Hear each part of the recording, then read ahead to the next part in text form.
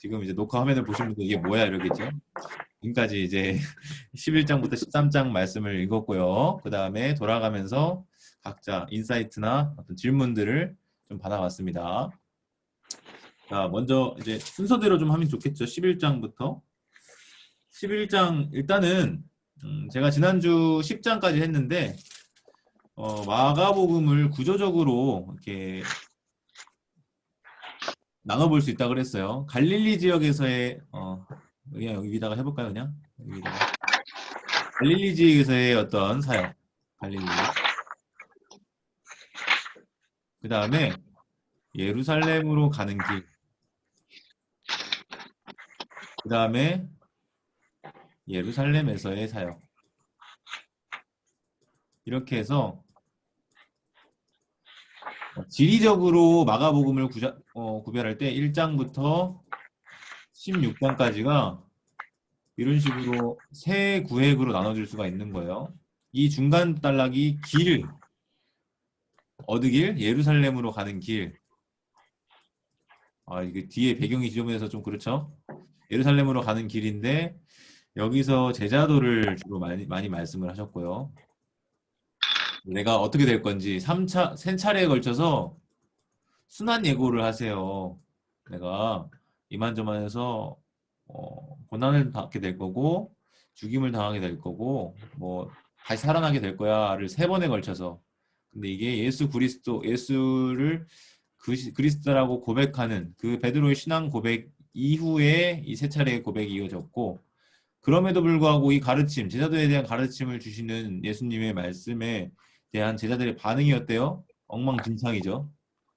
그 모습을 여기 예루살렘으로 가는 길 처음과 그 다음에 끝, 이거를 감싸고 있다고 말씀드렸었어요. 처음과 끝을 감싸고 있는 이 기사, 그걸 뭐라고 말씀드렸어요? 맹인 이야기 있잖아요. 맹인 이야기가 2번 나와요. 처음에는 어떻게 해요?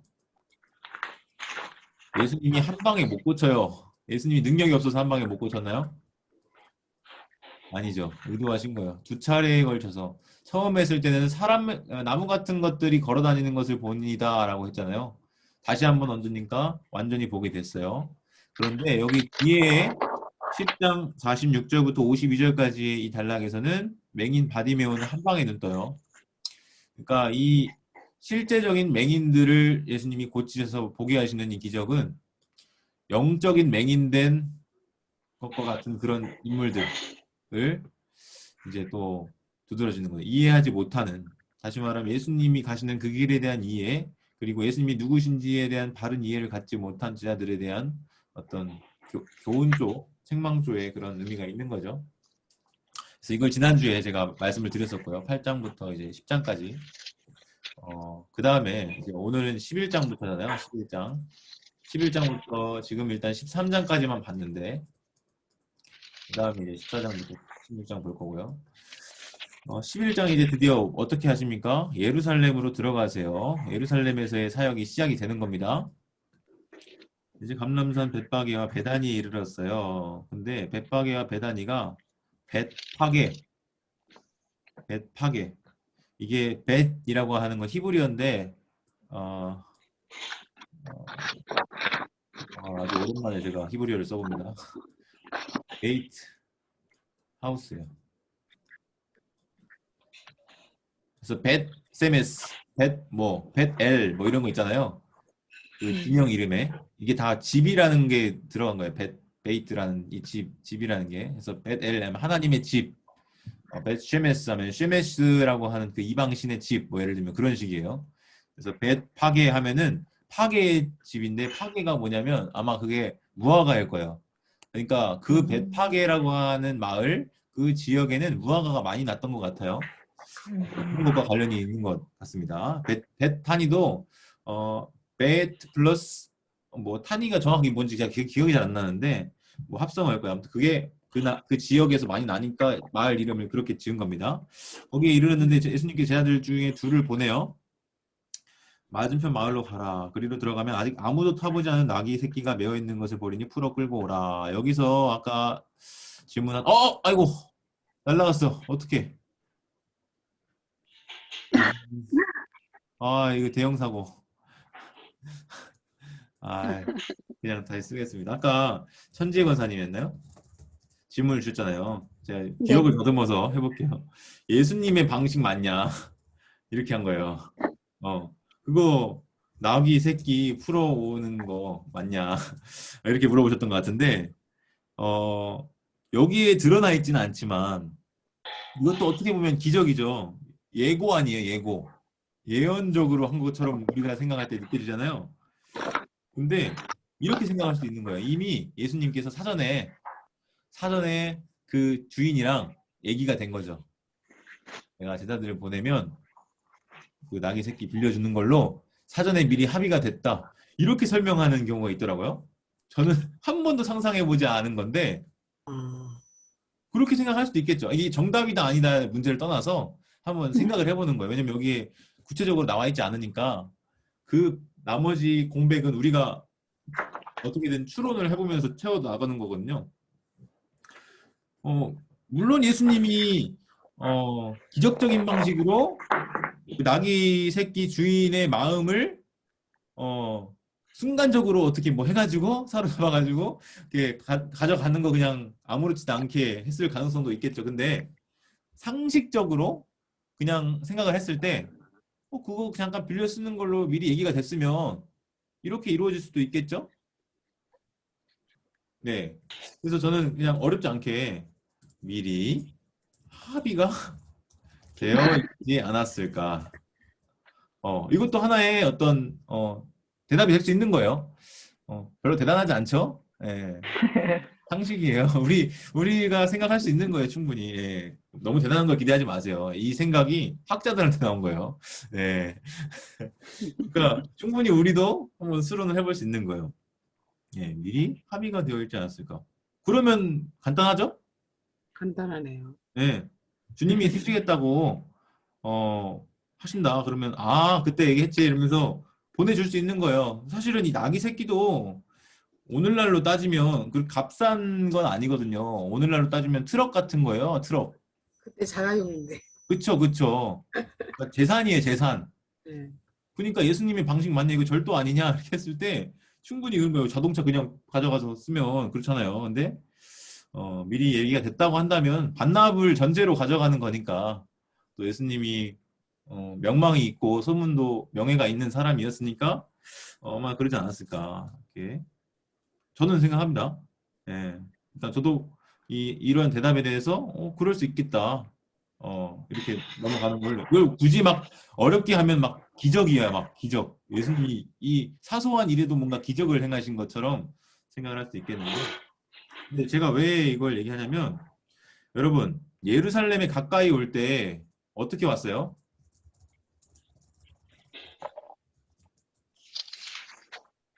예수님이 올 때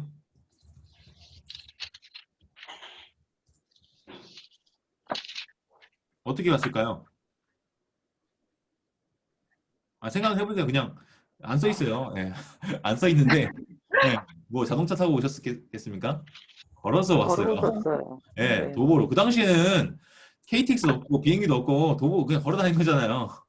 도보로 왔단 말이에요. 근데 왜 갑자기 다 와서 예루살렘 목적지까지 다 와서 굳이 나귀 새끼를 생각해 볼 수 있지 않을까요? 네.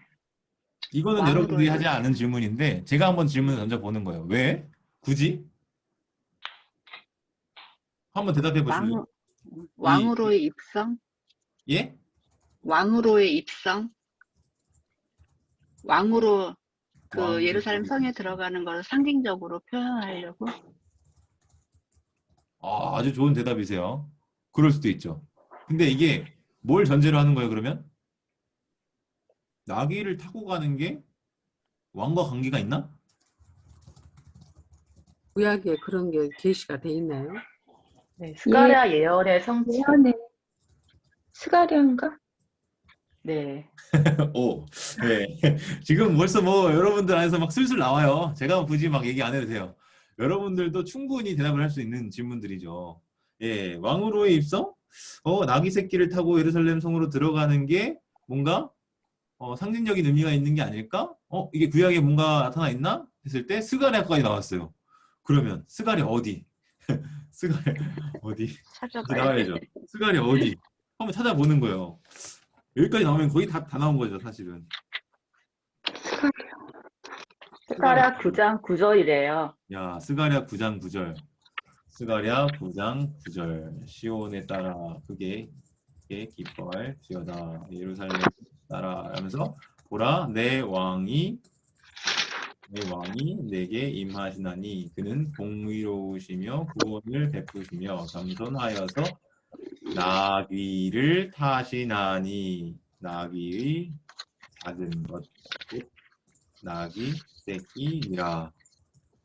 와, 어떻게 이렇게 잘 찾으셨어요? 저는 말 안 했는데. 맞아요. 이게 이미 구약에 예언된 게 있는 거고 예수님은 의도를 가지고 지금 나귀 새끼 가져오라고 한 거예요. 다시 말하면 타고 들어가려고 한 게 아니에요. 예수님 피곤해가지고 편하게 가려고 한 게 아니라 무슨 목적을 가지고 지금 나귀 새끼 가져오라고 한 거란 말이죠. 그러니까 그 목적을 위해서 지금 예수님께서 미리 준비하셨을 가능성이 높아요. 나귀 새끼 주인이랑. 지금 그렇고요. 자, 여기서 나오지 않은 한 가지 또 이게 있는데요. 제가 좀 말씀드리면 그 다윗 왕이 승전보를 가지고 성에 입성할 때 뭘 타고 입성했을까요? 나게? 네, 우리가 그냥 한번 해보는 거죠. 네, 근데 제가 생각할 때 아마 말. 네, 말일 거예요, 말. 군마, 병거, 그죠? 이게 보통 그 당시 고대 근동에서 관습이에요. 탱크요, 탱크. 말, 병거가 오늘날로 따지면 탱크예요. 그만큼 군사력에 큰 어떤 위용을 뽐내는 거죠. 근데 예수님 못 타고 들어가는 거예요? 나귀. 예, 그러면 이 이미지는 어떤 차이가 있을까요? 나귀도 그냥 나귀가 아니라 나귀 새끼야. 나귀 새끼, 작은 나귀. 예, 초라하네. 이게 다르죠. 뭐라고요? 초라해. 초라해. 초라하다. 말에 비하면 초라하잖아요. 말에 비하면. 그쵸. 그런 생각할 수 있고, 또, 금옥고 친절한 소리가 겹쳐가지고 잘 안 들렸어요. 세상의 정치적인 왕하고는 다른 어떤 평화적이고 겸손한 왕이다. 이런 이미지가 있는 것 같아요. 좋아요. 아까 누구 말씀하려고 하셨던 것 같은데 소리가 겹쳐서 못 들었어요. 금옥고 순결함에 대한 상징? 네, 좋습니다. 뭐 이런 것들을 우리가 다 생각해 볼 거죠. 이게 말은 충분히 할 수 있어요. 말은 이렇게 할 수 있고 대신 그거에 대해 이제 근거가 있을까 이런 걸 좀 생각을 해볼 필요가 있는 거죠. 근데 지금 뭐 제가 할 수 있는 말들 다 나온 것 같아요. 예, 말이랑은 달라요. 다시 말하면 왕은 왕인데 당시의 전통적인 왕의 이미지랑은 좀 다른 이미지로 자신을 드러내고 계십니다. 그런데 중요한 건 그 다른 이미지의 모습이 구약에 예언된 말씀의 성취라는 거죠. 스가랴서에 선지자가 예언했던 그 모습을 성취하는 그런 측면이 있다는 겁니다. 그래서 사실은 마가복음을 처음부터 우리가 읽었잖아요. 그리고 14장인가? 앞으로 또 보게 될 건데 다윗과 예수님 이 두 인물의 관계나 대조 이것도 주목해 볼 만해요. 예수님에 대한 호칭 중에 어떤 게 있습니까? 메시아, 그리스도, 주님. 다윗의 자손. 다윗의 자손. 다윗의 자손 또 뭐 있어요? 예수요. 랍비, 또 왕, 또 선생. 선생님 앞이죠. 네, 또 랍비, 네. 중요한 거 몇 가지 안 나왔는데 하나님의 아들 또 인자 이거 중요한 거예요. 예수님의 그 호칭 중에서 이런 호칭들이 마가복음에 예수님을 지시할 때 많이 사용이 되고 있거든요. 근데 그 중에서 지금 뭐 있었어요? 김윤경 집사님 말한 다윗의 자손이라는 게 있어요. 예수님이 다윗의 자손, 다윗의 이 자손이라는 단어가요. 히브리어로 째라라는 단어인데 이 째라는 어떻게 쓰더라? 까먹었어요. 라. 죄송합니다. 제가 히브리어 공부 또 지었어. 네, 근데 괜찮아요. 네, 그 째라가 C도 돼요. C 자손, 후손 다 되거든요. 근데 이 째라라고 하는 히브리어 단어가 굉장히 많이 쓰여요. 특별히 약속과 관계돼서 여자의 후손 기억나세요? 이걸로 쓰는 것보다 이렇게 쓰는 게 낫겠다. 기억나세요? 다윗의 후손, 아브라함의 후손. 이거 보니까 뭐가 생각 안 나세요? 아브라함과 다윗의 자손 예수 그리스도의 계보라 세계라. 기억나세요? 어디에 이거? 마태복음. 예, 이게 결국 뭐냐면 언약의 성취로 오신 예수님이에요. 아브라함에게 약속하신 언약, 다윗과 맺은 언약의 성취로 오신 분. 아브라함의 씨에게서 뭐가 난다고 했어요. 다윗의 씨에게서 뭐가 난다고 했어요. 이게 전부 다 메시아에 대한 약속. 이래거든요. 그러니까 다윗의 손이라고 하는 예수님의 그 호칭에는 이런 구약적인 주제가 언약이라고 하는 아주 큰 줄기가 있는 거예요. 여러분 언약도 말하면 엄청 할 게 많은데 여러분 생각하는 언약 뭐가 있으세요? 떠오르는 구약의 언약. 아브라함에게 하신 언약. 좋아요. 아브라함. 이거 아브라함입니다. AB 아브라함. 또 여기 나왔잖아요. 예, 또 다윗과 맺으신 언약. 또 조금 더 앞에 보면 뭐 있냐면 노아 언약도 있죠. 노아 무지개 언약 있잖아요. 예, 그런 것도 있고 사실은 행위 언약이라고 해서 행위 언약은 뭐냐면 혹시 아세요? 행위 언약 뭐예요? 무화과 나무래.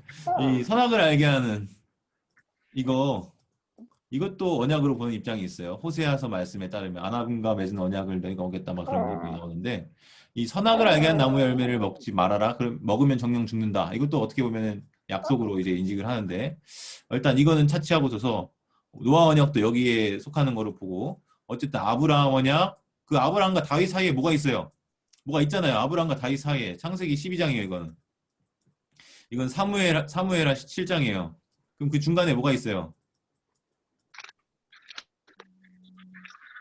중요한 인물 있잖아요, 구약에.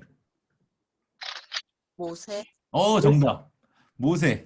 모세랑은 무슨 언약을 했죠? 십계명. 신의 산. 좋습니다. 대답이 술술 나와요. 감사합니다. 십계명이에요, 십계명. 이게 다 뭐예요? 하나님과의 언약의 당사자들이에요. 아브라함, 모세, 다윗 이런 대표적인 인물들이 있는 거죠. 근데 뒤에 또 있어요. 다윗 언약 다음에 또 뭐가 있냐면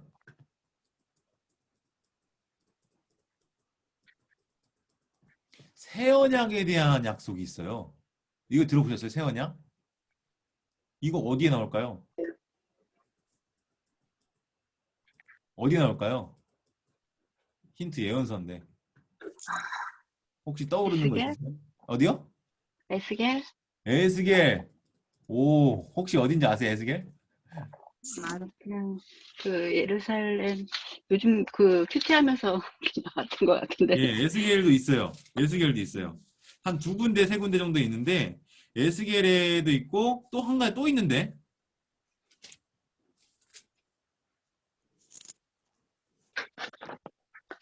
어디냐면 예레미야에 있어요. 예레미야의 31장에 31장 맞나? 저도 지금 준비한 걸 하는 게 아니고 그냥 머릿속에 있는 거를 막 다 끄집어내 가지고 하는 거다 보니까 정확한지 좀 찾아봐야 돼요. 30장, 31장 이렇게 정확합니다. 31장 31절이에요. 다행이에요. 틀리지 않아서. 31장 31절부터 새 언약이라는 단락이 있어요. 그러니까 이 언약이 이런 식으로 구속사의 큰 줄기를 형성하는 게 바로 이 언약이거든요. 이스라엘 나라의 형성부터 이스라엘 나라가 바벨론 포로, 이 에레미야 선지자의 활동 시기는 바벨론 포로기잖아요. 이스라엘 나라가 망해버렸는데 그 아브라함과 맺으신 언약, 모세와 다윗과 맺으신 그 언약이 어떻게 됐냐라고 하는 신학적인 질문이 제기되잖아요. 나라가 망해버렸으니까. 하나님 이거 살아계신 거 맞냐? 이런 질문과 의문이 들 때 선지자들을 통해서 이런 약속을 보내주신 거거든요. 지금 굉장히 이야기가 마가복음마다 딴 데로 많이 세웠는데 그래도 여러분들에게 도움이 될 거라고 생각하고 지금 말씀을 드려요. 그 언약의 성취로 오신 분이 바로 누군 거예요? 예수 그리스도. 예수님인 거죠. 그러니까 이 신약 마태복음부터 이제 딱 들어와서 우리가 바로 읽으면 사실 뭔 내용인지 전혀 모르는데 구약의 큰 줄기와 흐름을 이해한 채로 신약을 읽으면요 이런 게 보이는 거예요. 그래서 이거를 지우개로 저것도 또 지워버렸네. 죄송합니다. 네, 그냥 다 지울게요. 그래서 지금 예수님이 다윗 자손으로 묘사가 되고 있는 그런 부분을 지금 말씀을 드리다가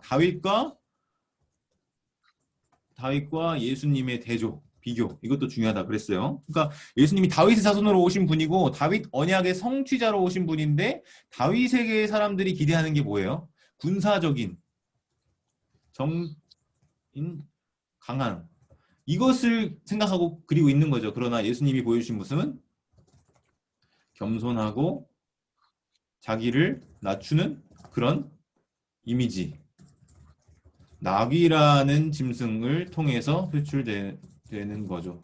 그리고 스가랴서 예언의 성취도 동시에 이루는 이 목적을 두 가지를 달성한 것으로 이렇게 보시면 되겠습니다. 그래서 11장 1절부터 11절까지를 이렇게 볼 수 있겠고요.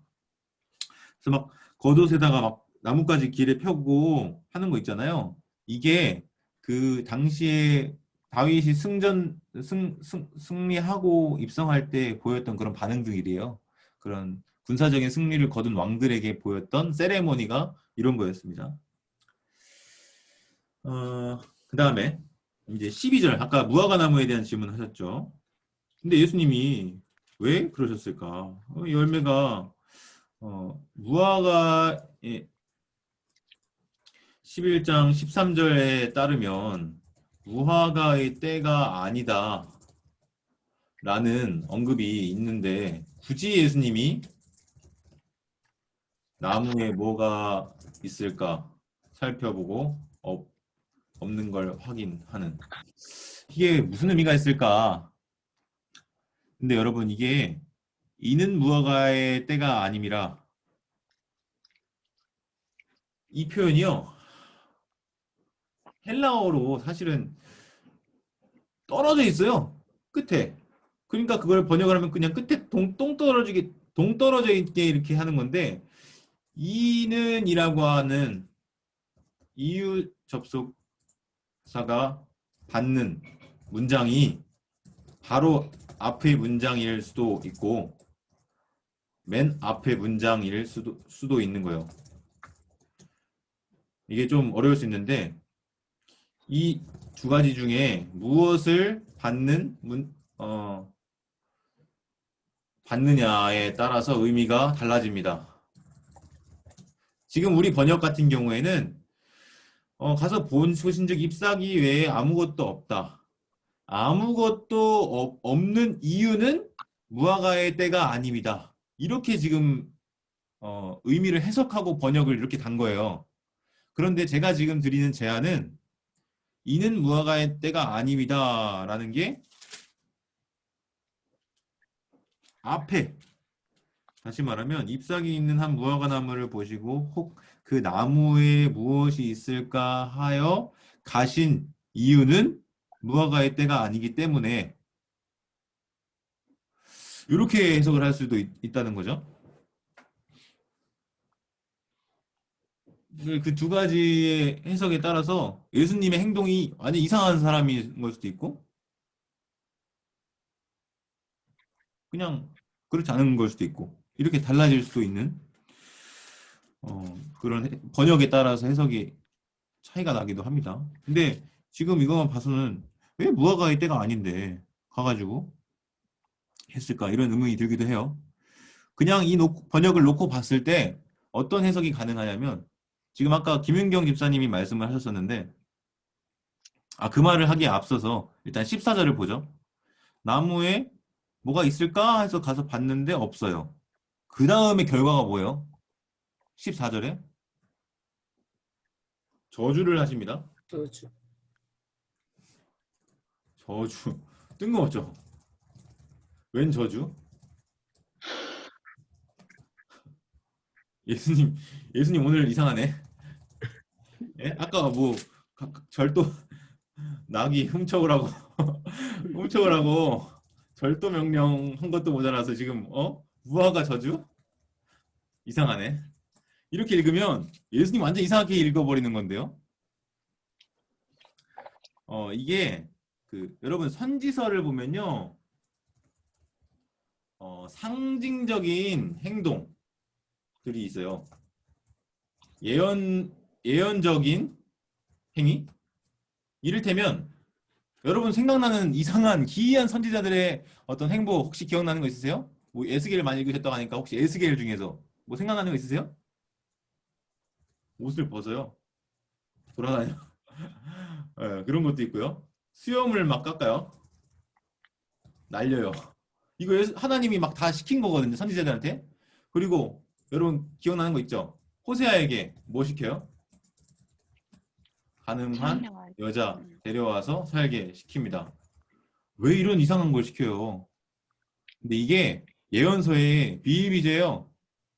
뭐냐면 말로는 이거를 전달하는데 한계가 있으니까 실제 실물 교육처럼 막 행위예술처럼 보여주는 거예요.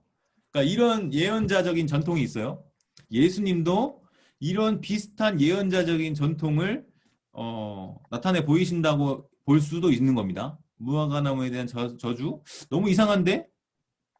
이게 무슨 의미가 있을까? 했을 때 그 다음에 이어진 단락에 무슨 이야기가 나오는지 보시면 돼요. 성전을 깨끗하게 하시는 이야기. 그죠? 근데 15절부터 19절 다음에 또 무슨 이야기가 나와요?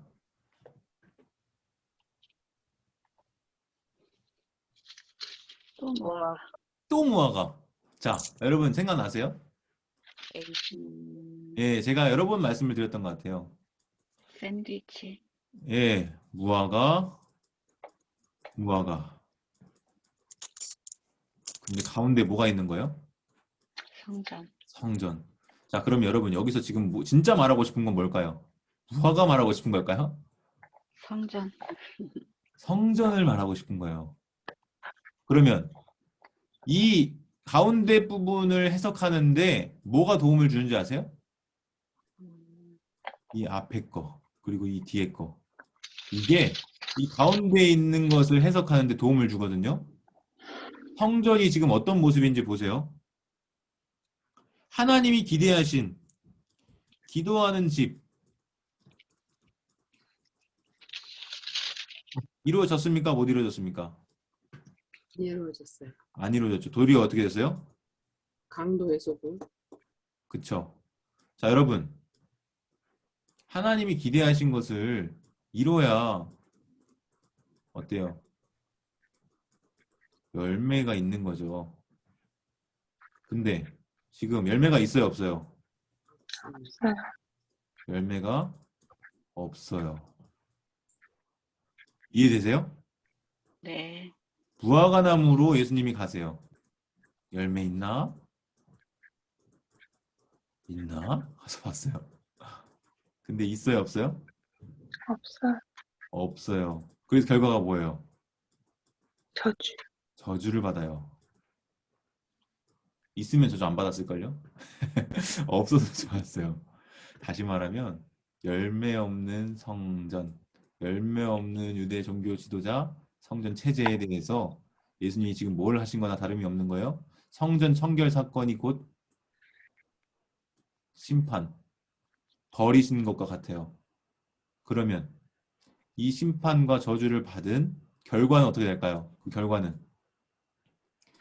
여기 나오는 거예요. A 다시 20절부터 보세요. 그들이 아침에 지나갈 때 어떻게 됐대요? 무화과나무가 뿌리째 마른 거. 뿌리째 말라있어요. 말라요. 여러분, 뿌리가 안 마르면 살 수 있어요, 없어요? 물 주면 살을 수도 있잖아요. 근데 뿌리가 말랐어. 어떻게? 회생 불가. 이해되세요? 회생 불가. 회생 불가. 그러면 이 성전은 어떻게 봐야 되는 거예요? 고쳐 쓰는 거예요? 못 써요. 못 고쳐 쓰는 거예요, 이거. 이해되시죠? 네. 이게 A, B, A-의 구조를 통해서 무화과나무 이야기, 성전 이야기, 무화과나무 이야기를 통해서 다음에 나올 A, B-의 모습이 비록 생략이 돼 있잖아요. 그쵸? 괄호에 담겨 있어요. 근데 우린 뭘 보고 알 수 있는 거예요? A-, 즉 무화과나무가 어떻게 되었는지를 보고 이 B- 성전의 결과가 어떻게 될지를 알 수 있는 거예요. 그래서 여러분 13장에 뭐가 나오는 거예요? 13장에 어떤 이야기예요? 성전의 성전 멸망에 대해서 얘기하시는 거예요. 성전이 무너지게 될 것에 대해서 이야기하시는 거예요. 재밌지 않아요? 신기하죠? 이런 거 생각해 보셨어요? 저는 이런 거 처음 알게 됐을 때, 야, 어떻게 이렇게까지 고려가 돼서 쓰여졌을까? 이 생각이 들더라고요. 이것도 다 계산하고 쓴 건가? 다 계산하고 쓴 거예요. 우리가 생각한 것 이상으로 문학적으로 철저히 고안이 된 작품이라는 것을 기억할 필요가 있습니다. 그런데 우리는 어떻게 읽어요? 쓱 읽어요. 쓱 읽는데 들어올까요? 안 들어올까요?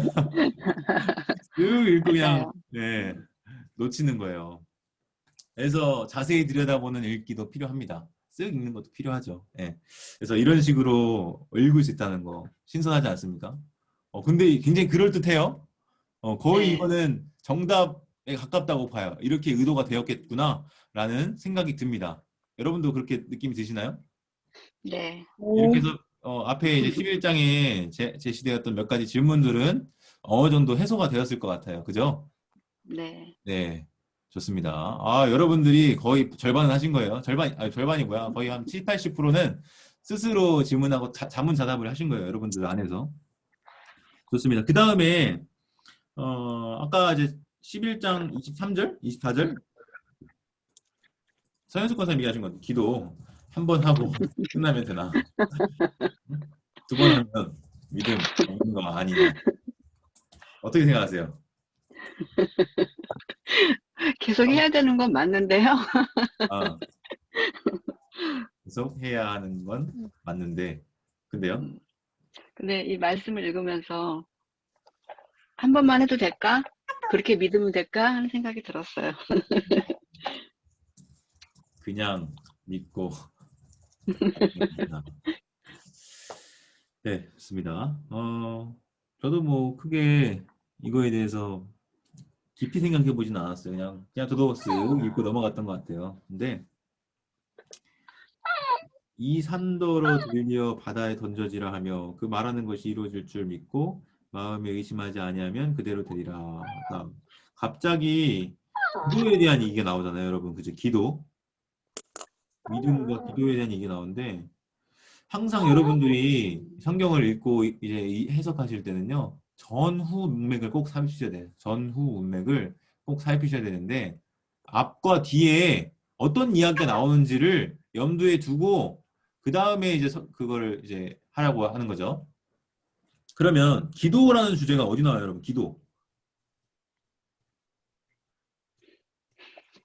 앞뒤를 살펴보세요. 기도. 몇 절? 17절. 예, 17절에 뭐가 있죠? 지금 만민이 기도하는 만민이 기도하는 집.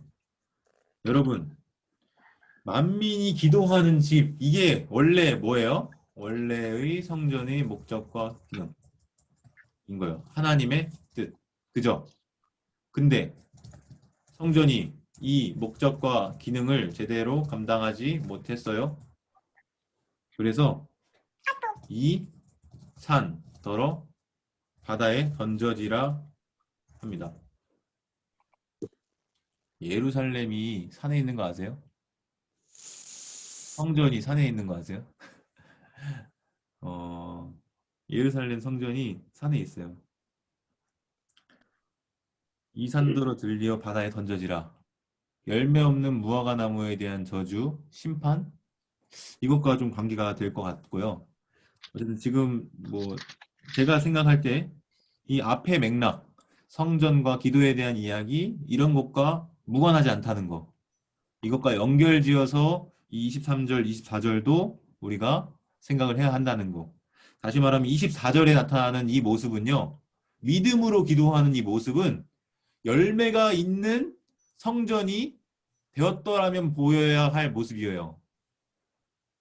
말이 좀 이상하게 들렸는데 성전에 열매가 있다면 이런 모습일 거란 말이죠. 믿음으로 기도하는. 그리고 구하는 것은 받은 줄로 믿는. 그대로 되는 그런 성전의 원래의 목적과 기능을 수행하는 그런 모습. 지금 그거 모범 답안을 열매 있는 성전의 모습을 예수님이 지금 말씀하시는 거라는 말이죠.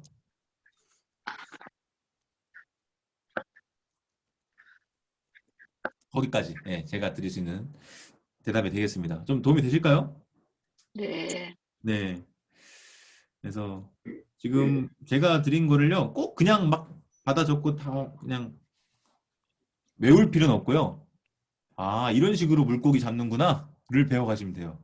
그러면 여러분들도 물고기를 잡을 수 있는 거예요. 아, 이렇게 읽어서 이렇게 연결해서 보시네? 이런 성경에 읽는 방법, 해석학, 그것에 대해서 여러분들에게 조금이나마 좀 모범을 보여드리고 전달해드리는 게 제 이 마가복음 산책 바이블 아카데미 목적의 제일 중요한 거였습니다. 그 다음에 27절에 예수님이 하도 이렇게 깽판치고 난리치니까 따져 물어요. 유대 지도자들이. 야, 뭔 권위로 이렇게 하냐? 너 무슨 권위와 권세로 이렇게 하냐? 무슨 자격으로 이렇게 하는 거야? 너 목사 안수 받았어? 뭐 예를 들면 너 뭐 인허증 있어? 뭐 이런 누가 이런 권위를 준 거야? 라고 했을 때 예수님은 무슨 증거를 대요? 일단 표면상으로는 회피하는 것처럼 보여요. 29절에 아, 야, 니들이 먼저 대답해. 그럼 내가 말할게. 하면서 질문을 던지죠. 무슨 질문이에요? 요한의 세례. 요한의 세례가 하늘? 사람? 뭐게? 이렇게 물어보는 거예요. 이거 먼저 대답하면 내가 답해 줄게. 이렇게 말씀하셨는데 여러분 이 질문 자체가 답이에요. 요한의 세례 때 무슨 일이 있었습니까?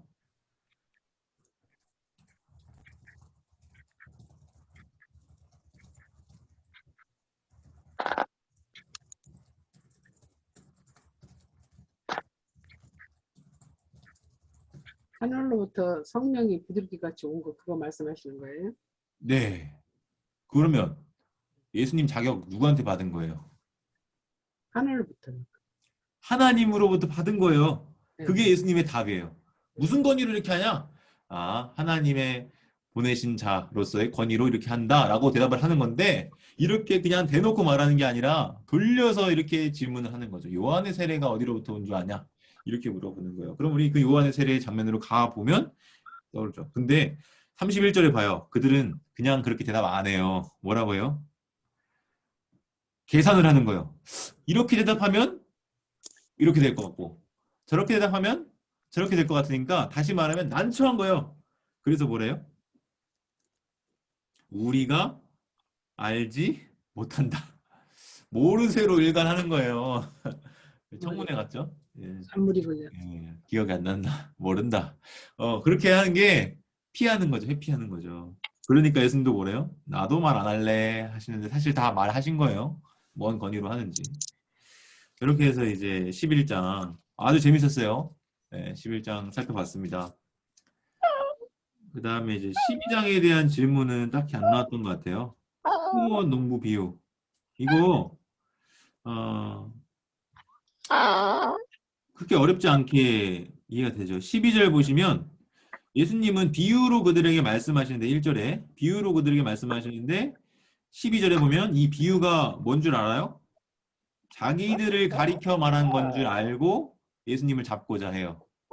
그런데 무리들이 또 많이 있으니까 사람들의 눈을 의식해서 두려워서 그냥 일단은 작전상 후퇴합니다. 그리고 언제 나타나요? 사람들 없을 때. 참 비겁하죠. 사람들 있을 때는 작전상 후퇴, 사람들 없는 밤에 와가지고 체포해가죠. 그 다음에 또 13절 책 잡으려고 해요. 걸어 넘어뜨리려고 하는 거예요, 자꾸. 이 대답을 해도 문제가 생기고 저 대답을 해도 문제가 생기는 그런 질문들만 아주 고안해 와가지고 던지는 겁니다. 근데 놀랍게 예수님은 다 피해가요. 17절 가이사의 것은 가이사에게 하나님의 것은 하나님께 바치라 하시니 그들이 매우 놀랍게 여기더라. 누구도 생각하지 못한 답을 예수님이 내덤으로 피해갑니다. 18절도 또 와가지고 질문해요. 부활이 없다는 사두개인. 부활의 문제를 가지고 또 걸어 넘어뜨리려고 왔는데 예수님은 오히려 그들을 야, 너희가 크게 오해하다 27절에 라고 대답하시면서 그들의 또 발 걸어 넘어뜨리려고 한 걸 피해 가시죠. 예, 그렇게 해서 이제 12장 아까 제가 얘기한 게 나왔네. 35절에 그리스도와 다윗의 자손 36절에 보면 주께에서 내 주께라고 하는 표현이 나와요. 이게 시편 인용인데 주께에서 내 주께. 첫 번째 주는 하나님, 두 번째 주는 메시아. 그러면 그리스도가 다윗의 자손이 맞습니까? 그리스도가 메시아예요. 예, 그리스도는 즉 헬라어로 그리스도고 히브리어로 메시아고 같은 말입니다. 다윗의 자손이면 다윗보다 아래인데 다윗이 주라고 표현한 거잖아요. 메시아에 대해서. 그러니까 그리스도 메시아는 다윗의 주인 거예요. 다윗의 주. 다윗의 자손이지만 동시에 다윗의 주. 많은 사람들이 즐겁게 듣더라. 37절에 그렇게 되어 있어요. 그 다음에 38절부터 서기관들을 삼가라 하면서 그들은 40절에 가부의 과산을 삼키고 외식으로 길게 기도하는 자니 그 받는 판결이 더욱 중하리라 해요.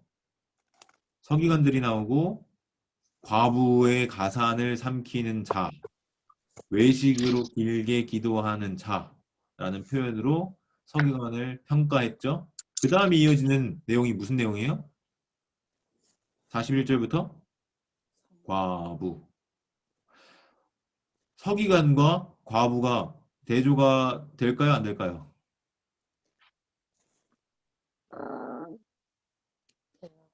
당연히 되겠죠. 당연히. 서기관들을 표현할 때 과부의 가산을 삼키는 자로 얘기됐고 가난한 과부는 도리 어떻게 돼요? 칭찬받죠. 두 가지 의미가 다 있어요. 가난한 과부의 헌금 이야기에는. 이 행위를 독려하는 1차적인 의미도 있고 2차적으로는 이것을 통해서 돌려까는 거예요. 누구를? 과부의 가산을 삼키며 외식으로 길게 기도하는 서기관들을, 다시 말하면 종교 지도자들, 성전과 관계된 그런 지도자들을 까는 거죠. 그 다음에 이제 13장. 와, 벌써 9시 20분이에요? 이렇게 시간이 빨리 가는 줄 몰랐어요. 오늘 급하신 분들은 아무튼 시간 되면 알아서 가시고요. 일단 갑시다. 네, 13장 빨리 해볼게요. 13장 질문을 여러 가지 하셨는데 일단 이거 앞에 있는 건 다 지우겠습니다. 네, 지우고 13장 아까 질문에 이게 그때 당시에 대한 이야기냐 아니면 미래를 내다보면서 하신 말씀이냐 이런 질문을 강은혜 권사님이 하셨어요. 근데 말씀하시기로 5절부터 7절까지는 뭔가 그때인 것 같고 8절은 9절에서 13절까지는 제자들 때 하신 말씀 같고요.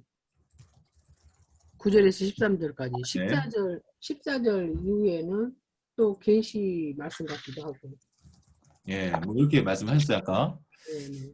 근데요, 뭐 어떻게 생각해요? 다른 분들 한번 대답해 보시겠어요? 다른 분들이 한번 이제 생각을 말씀해 주시겠어요? 어떠세요? 13장을 딱 봤을 때. 로마군에 의한 성전 파괴. 네, 다시 한번 말씀해 주시겠어요? 로마군에 의한 성전 파괴를 예언하신 것. 좋습니다. 또 다른 분들 말씀해 주실래요?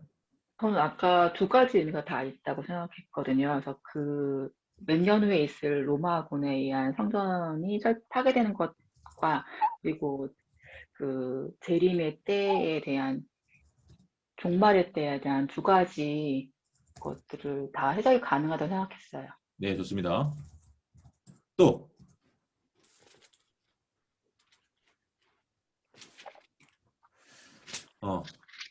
뭐 없으시면 제가 할게요. 일단 여러분들이 성경을 읽을 때 취해야 되는 입장이 문자적으로 다 받아들이는 거. 이게 기본적인 우리의 성경 해석 방법이에요. 맞아요. 문자적 해석. 자, 이렇게 읽으면 어떻게 되는 거예요?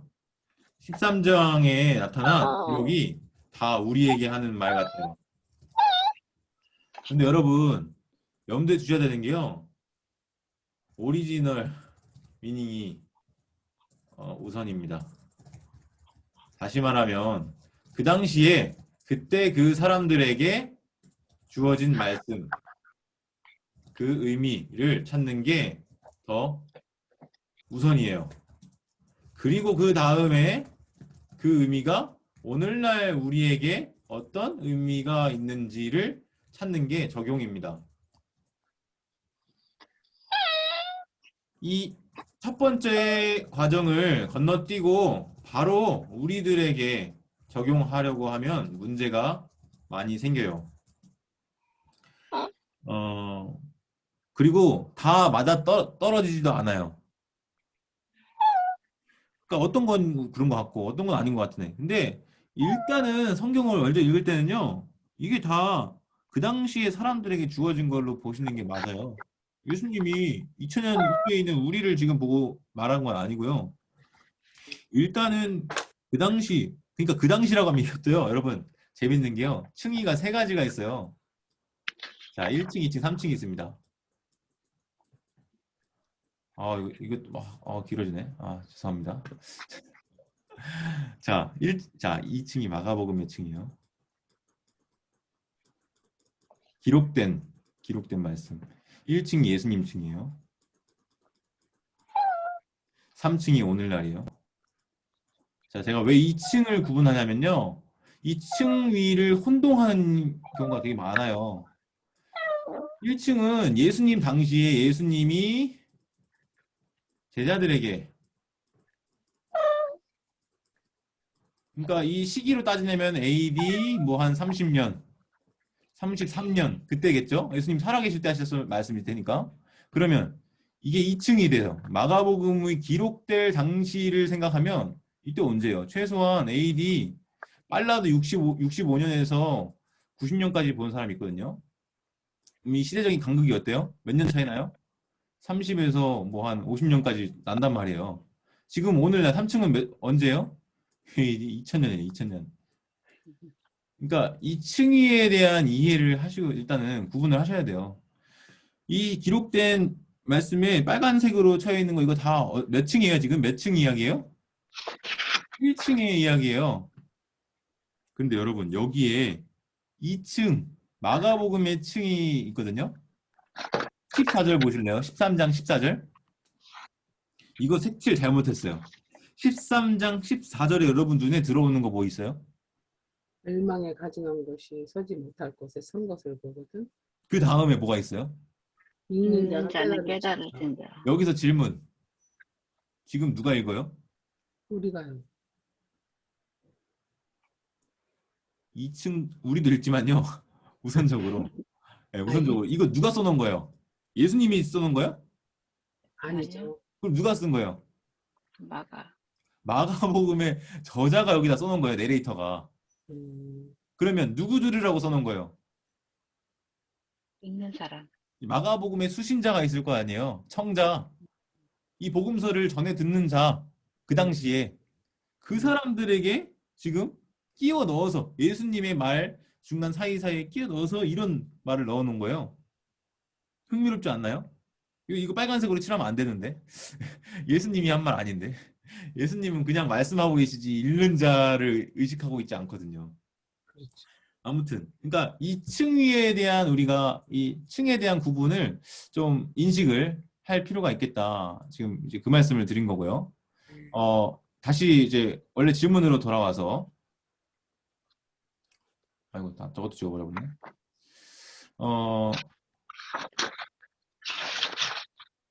여기에 답이 나왔어요. 사실은 우리 집사님들이 말씀하셨잖아요. 1차적으로 13장은요. 성전에 대한 얘기입니다. 1절 보세요.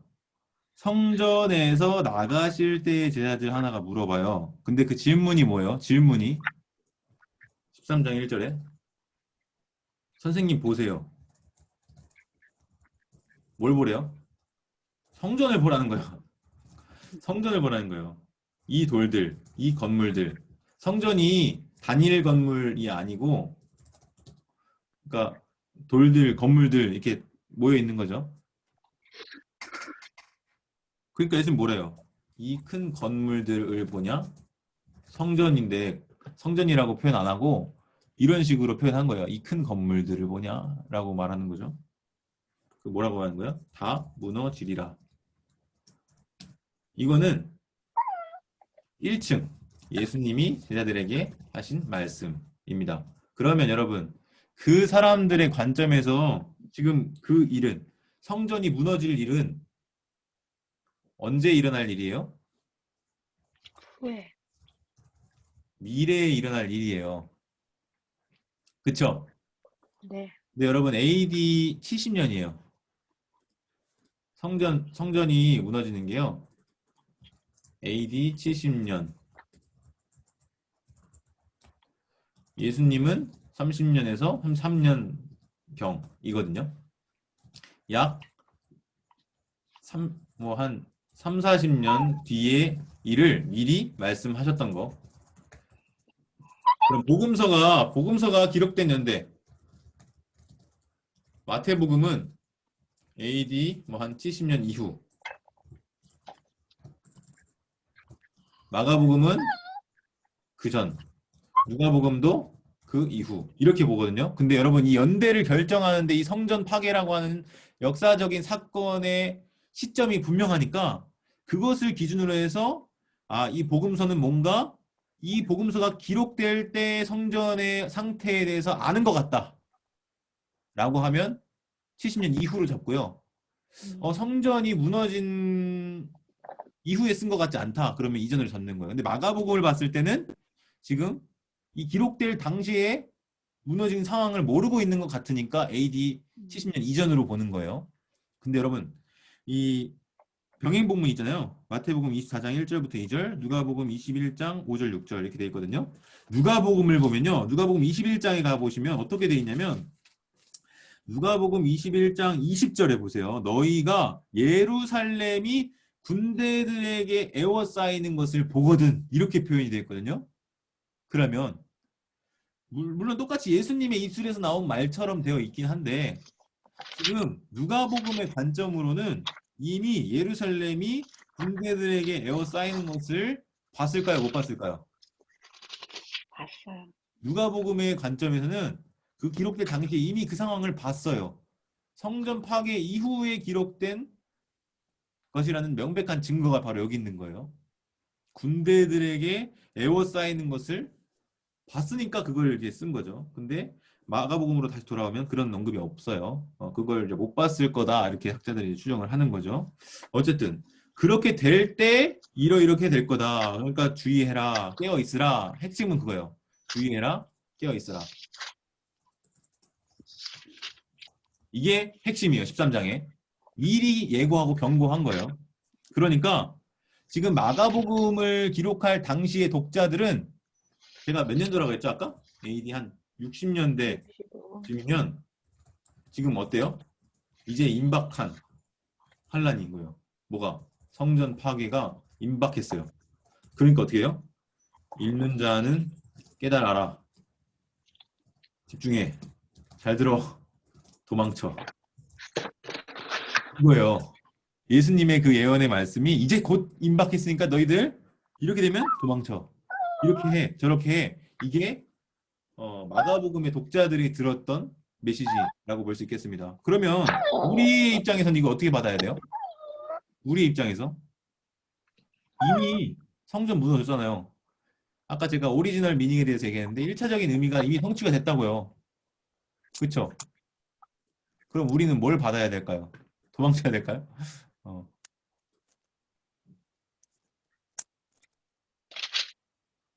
깨어있어.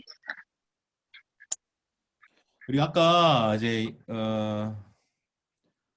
언약의 성취. 집사님께서 두 가지 의미가 있다고 했어요. 김윤경 집사님이.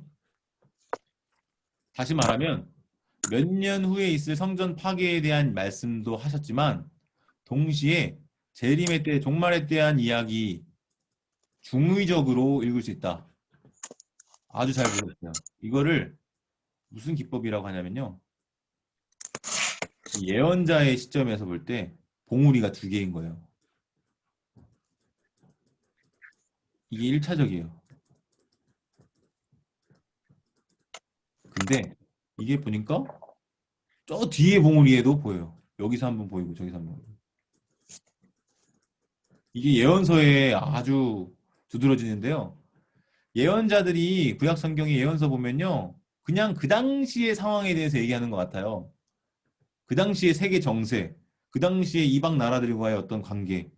근데 거기에 더 그 지평이 확장되면 어디까지 하면 종말론적인 말씀까지 섞여 있는 거죠. 마찬가지예요. 이 마가복음 13장을 그래서 소묵시록이라는 이름으로 부르기도 하거든요.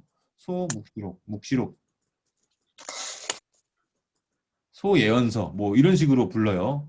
그 이유가 말씀하신 것처럼 두 가지 의미를 다 생각해 볼 수 있는 거예요. 1차적으로는 성취가 됐죠. 이미 성전이 무너졌어요. 로마 군대에 의해서. 근데 그러고 끝이냐? 아니, 그 이상의 뭔가 또 있을 수 있는 거죠. 종말론적인 의미도 우리가 함께 고려해 볼 수 있는 거예요.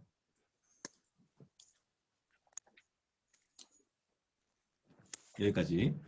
그리고 아까 한 가지 질문 주신 것 중에 왜 아이벤자 이게 17절이에요. 젖먹이는 자 화가 있겠냐. 힘드니까. 간단해요. 아이 배면 피하기 힘들잖아요. 젖먹인다는 게 결국 같은 말이에요. 임신한 임산부들은 힘들죠. 겨울에 일어나지 않기를. 왜? 추우니까. 힘들잖아요. 대피해야 되는데. 네. 간단해요. 네. 어렵지 않아요. 그러니까 이런 환란의 그런 때가 올 거니까 결국 핵심 메시지는 뭐야? 깨어 있어라. 준비해라. 그리고 또 한 가지 질문 아까 나왔었어요. 멸망에 가증한 것 도대체 이건요 역사를 보셔야 돼요. 여러분들에게 한 가지 추천드릴 만한 책이 있는데요. 들어보신 적 있을지 모르겠어요. 요세푸스 유대 역사가예요. 여기 보시면요 안티오쿠스 에피파네스 4세 안티오쿠스 4세라는 사람이 있는데 왕이에요. 성전에 무슨 짓을 하냐면 성전에 돼지 피를 뿌린 그런 사건이 있어요. 사실 이 멸망에 가증한 것이라고 하는 이 표현은 구약 성경에 나타난 표현을 가져온 거예요. 혹시 어느 성경에 있는 건지 아세요?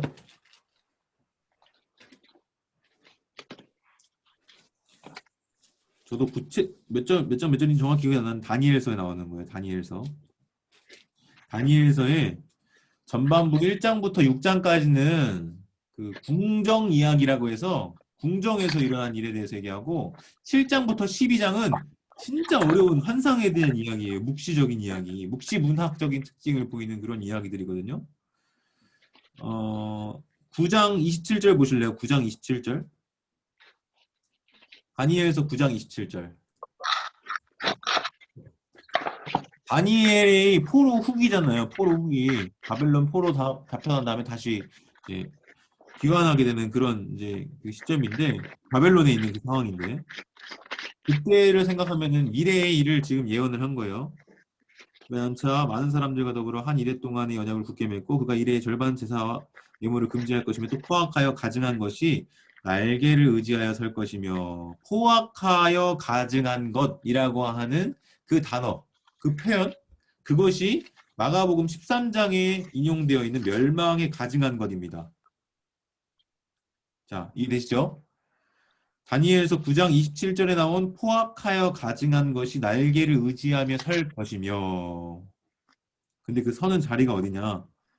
이제 마가복음 13장 14절에 서지 못할 곳이라고 되어 있는데, 서지 못할 곳, 거룩한 곳, 다시 말하면 제사와 예물을 드리는 그 장소 어디예요? 성전, 제단에다가 그 포악하여 가증한 것이 날개를 의지하며 서면서 황폐하게 하는 자. 그래서 이제 안티오쿠스 에피파네스에 대한 다니엘서의 예언인데, 이것이 실제 역사 속에서 성취가 되었어요. 그러니까 예수님의 시대에는 이미 그것이 과거의 사건으로 볼 수 있는 거예요. 예수님 당시에는 이미, 예수님 시점에서는 예수님 이전에 일어났던 그 일이에요. 근데 그 이후의 사건으로 또 볼 수 있어요. 성전이 유린당하는 그런 상황에 대해서 지금 예고를 하시면서 성전이 회파될 당시에 그런 사건이 또 일어나는 거죠. 독수리 깃발이 이제 성전에 휘날리고 약간 그런 상황들이 있는데, 예, 그래서 어쨌든 그렇다 해서 요세푸스의 유대 역사가의 작품을 보면 그런 게 있다라고 말씀을 드리겠습니다. 13장까지 했더니 이제 9시 36분이 됐어요.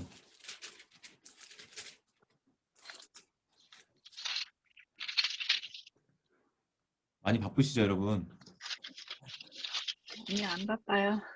예, 좀 더 할게요, 오늘. 네. 10시 안에는 끝내겠습니다. 그래서 혹시 뭐 사정이 있으시거나 그러시면 각자 알아서 이제 하시면 되고요. 녹화해 놓을 테니까. 14장부터 또 읽기 시작할까요? 네. 네, 14장부터 읽을 텐데, 김윤경 집사님, 14장 1절부터 11절, 좀 길어서 조금 더 16절까지 읽어주세요. 그 다음에 제가 여기 써놓을게요.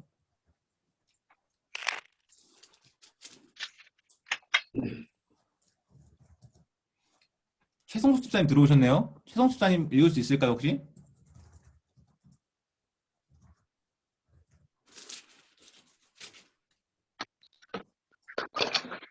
네, 14장이요? 김윤경 집사님 먼저 읽어주세요. 음소거 되어 있으신데, 김윤경 집사님이 14장 1절부터 16절까지 읽어주시고, 그 다음에 이어서 최성수 집사님 읽어주시고, 그 다음에 선수 권사님 나가셨네? 아이고, 선지혜 권사님. 맹 권사님도 읽을 수 있는 건가요? 예, 집에 들어왔어요. 그럼 맹 권사님도. 이렇게 제가 앞에 이게 써놨잖아요. 좀 읽어주십시오.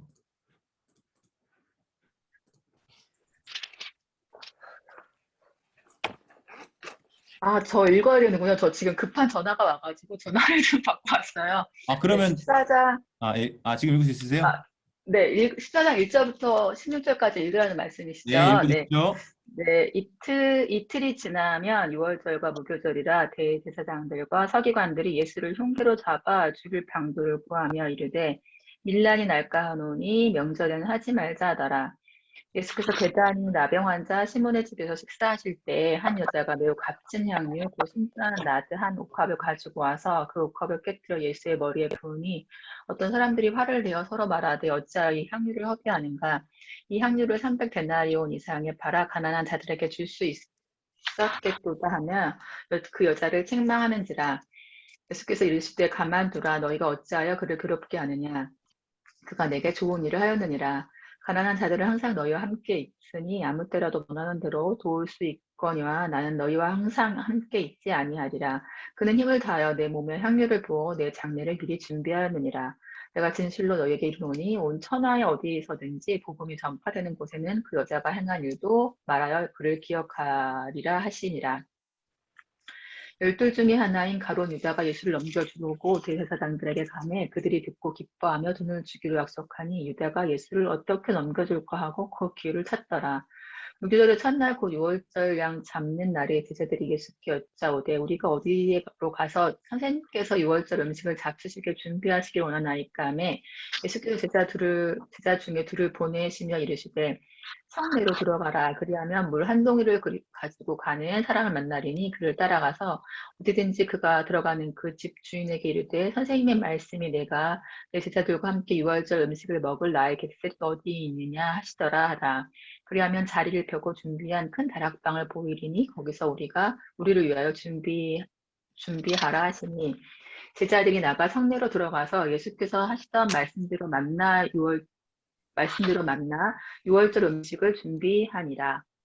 네, 저물매 저물매 그 12를 데리고 가서 다 앉아 먹을 때 예수께서 이르시되 내가 진실로 너희에게 이르노니 너희 중에 한 사람 곧 나와 함께 먹는 자가 나를 팔리라 하신대 그들이 금심하며 하나씩 나는 아니지요 하고 말하기 시작하니 그들에게 이르시되 12 중에 하나 곧 나와 함께 그릇에 손을 넣는 자니라. 인자는 자기에 대하여 기록된 대로 가거니와 인자를 파는 그 사람에게는 화가 있으리로다. 그 사람은 차라리 나를 아니하였더라면 자기에게 좋을 뻔하였느니라 하시니라. 그들이 먹을 때 예수께서 떡을 가지사 축복하시고 떼어 제자들에게 주시매 이르시되 받으라 이것은 내 몸이니라 하시고 또 잔을 가지사 감사기도 하시고 그들에게 주시니 다 이를 마시매 이르시되 이것은 많은 사람을 위하여 흘리는 나의 피 곧 언약의 피니라. 진실로 너희에게 이르노니 내가 포도나무에서 난 것을 하나님 나라에서 새 것으로 마시는 날까지 다시 마시지 아니하니라 하시니라.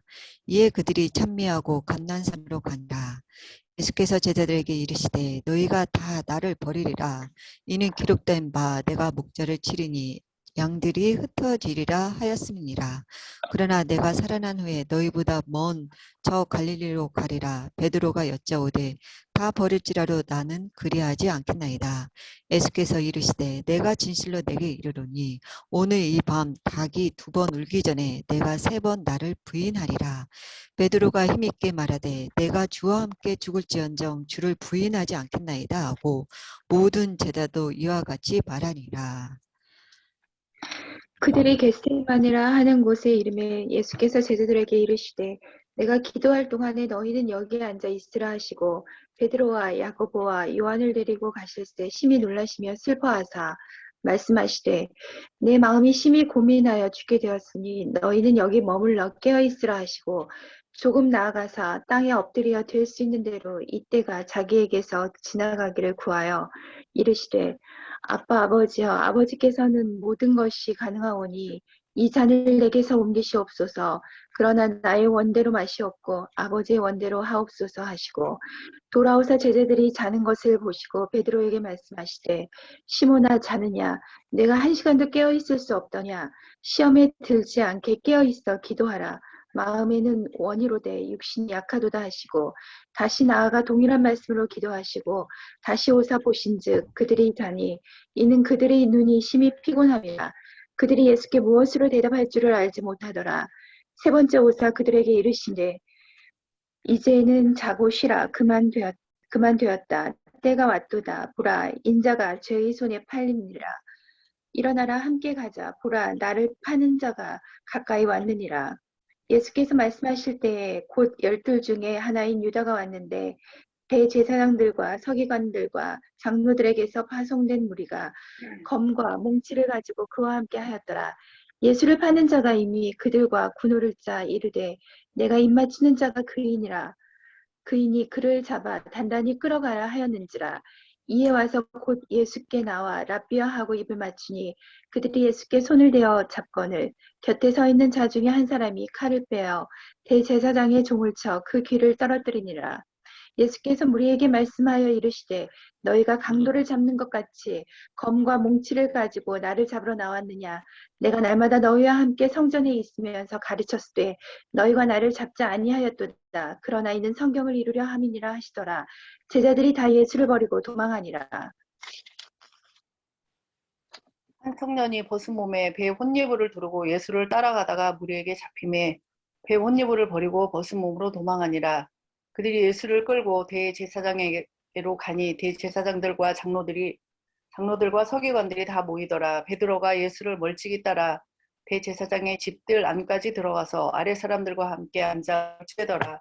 대제사장들과 온 공회가 예수를 죽이려고 그를 칠 증거를 찾되 얻지 못하니 이는 예수를 쳐서 거짓 증언하는 자가 많으나 그 증언이 서로 일치하지 못함이라. 어떤 사람들이 일어나 예수를 쳐서 거짓 증언하여 이르되 우리가 그의 말을 들으니 손으로 지으니 성전을 내가 헐고 손으로 짓지 아니한 다른 성전을 사흘 동안에 지으리라 하더라 하되 그 증언도 서로 일치하지 않더라. 대제사장이 가운데 일어서서 예수에게 물어 이르되 너는 아무 대답도 없느냐. 이 사람들이 너를 치는 증거가 어떠하냐 하되 침묵하고 아무 대답도 아니하시거늘 대제사장이 다시 물어 이르되 내가 찬송받을 이의 아들 그리스도냐. 예수께서 이르시되 내가 그니라. 인자가 권능자의 우편에 앉은 것과 하늘 구름을 타고 오는 것을 너희가 보리라 하시니 대제사장이 자기 옷을 찢으며 이르되 우리가 어찌 더 증인을 요구하리요. 그 신성 모독하는 말을 너희가 들었도다. 너희는 어떻게 생각하느냐 하니 그들이 다 예수를 사형에 해당한 자로 정죄하고 어떤 사람은 그에게 침을 뱉으며 그의 얼굴을 가리고 주먹으로 치며 이르되 선지자 노릇을 하라 하고 하인들은 손바닥으로 치더라. 베드로는 아랫뜰에 있더니 대제사장의 여종 하나가 와서 베드로가 불 쬐고 있는 것을 보고 주목하여 이르되 너도 나사렛 예수와 함께 있었도다 하거늘 베드로가 부인하여 이르되 나는 내가 말하는 것이 무엇인지 알지도 못하고 깨닫지도 못하겠노라 하며 앞들로 나갈새 여종이 그를 보고 곁에 서 있는 자들에게 다시 이르되 이 사람은 그 도당이라 하되 또 부인하더라. 조금 후에 곁에 서 있는 사람들이 다시 베드로에게 말하되 너도 갈릴리 사람이니 참으로 그 도당이니라. 그러나 베드로가 저주하며 맹세하되 나는 너희가 말하는 이 사람을 알지 못하노라 하니 닭이 곧 두 번째 울더라. 이에 베드로가 예수께서 자기에게 하신 말씀 곧 닭이 두 번 울기 전에 내가 세 번 나를 부인하리라 하심이 기억되어 그 일을 생각하고 울었더라. 새벽에 대제사장들이 즉시 장로들과 서기관들 곧 온 공회와 더불어 의논하고 예수를 결박하여 끌고 가서 빌라도에게 넘겨주니 빌라도가 묻되 네가 유대인의 왕이냐. 예수께서 대답하여 이르시되 네 말이 옳도다 하시매 대제사장들이 여러 가지로 고발하는지라. 빌라도가 또 물어 이르되 아무 대답도 없느냐. 그들이 얼마나 많은 것으로 너를 고발하는가 보라 하되 예수께서 다시 아무 말씀도 대답하지 아니하시니 빌라도가 놀랍게 여기더라. 명절이 되면 백성들이 요구하는 대로 죄수 한 사람을 놓아주는 전례가 있더니 밀란을 꾸미고 그 밀란 중에 살인하고 체포된 자 중에 바라바라 하는 자가 있는지라. 무리가 나아가서 전례대로 하여 주기를 요구한데 빌라도가 대답하여 이르되 너희는 내가 유대인의 왕을 너희에게 놓아주기를 원하지 아니하니 이는 그가 대제사장들이 시기로 예수를 넘겨준 줄 알미러라. 그러나 대제사장들이 무리를 충동하여 도리어 바라바를 놓아달라 하게 하니 빌라도가 또 대답하여 이르되 그러면 너희가 유대인의 왕이라 하는 일을 내가 어떻게 하랴. 그들이 다시 소리 지르되 그를 십자가에 못 박게 하소서. 빌라도가 이르되 어찌미냐 무슨 악한 일을 하였느냐 하니 더욱 소리질러 십자가에 못 박게 하소서 하는지 빌라도가 무리에게 만족을 주고자 하여 바라바는 놓아주고 예수는 채찍질하고 십자가에 못 박히게 넘겨주니라. 군인들이 예수를 끌고 브라이드리온이라는 뜰 안으로 들어가서 온 군대를 모으고 예수에게 자색 옷을 입히고 가시관을 엮어 씌우고 격리하여 이르되 유대의 왕이여 평안할지어다 하고 갈대로 그의 머리를 치며 침을 뱉으며 꿇어 절하더라. 희롱을 다한 후 자색 옷을 벗기고 도로 그의 옷을 입히고 십자가에 못 박으려고 끌고 나가니라. 마침 알렉산더와 루포의 아버지인 구레네 사람 시몬이 시골로부터 와서 지나가는데 그들이 그를 억지로 같이 가게 하여 예수의 십자가를 지우고 예수를 끌고 골고다라 하는 곳 번역하면 해골의 곳에 이르러 모략을 탄 포도주를 주었으나 예수께서 받지 아니하시니라. 십자가에 못 박고 그 옷을 나눌세 누가 어느 것을 가질까 하여 제비를 뽑더라. 때가 제3시가 되어 십자가에 못 박으니라. 그 위에 있는 제페 유대인의 왕이라 썼고 강도들을 예수와 함께 십자가에 못 박으니 하나는 그의 우편에 하나는 좌편에 있더라. 지나가는 자들은 자기 머리를 흔들며 예수를 모욕하고 이르되 아 성전을 헐고 사흘에 짓는다는 자여 내가 너를 구원하여 십자가에서 내려오라 하고 그와 같이 대제사장들도 서기관들과 함께 희롱하며 서로 말하되 그가 남은 구원하였으되 자기는 구원할 수 없도다.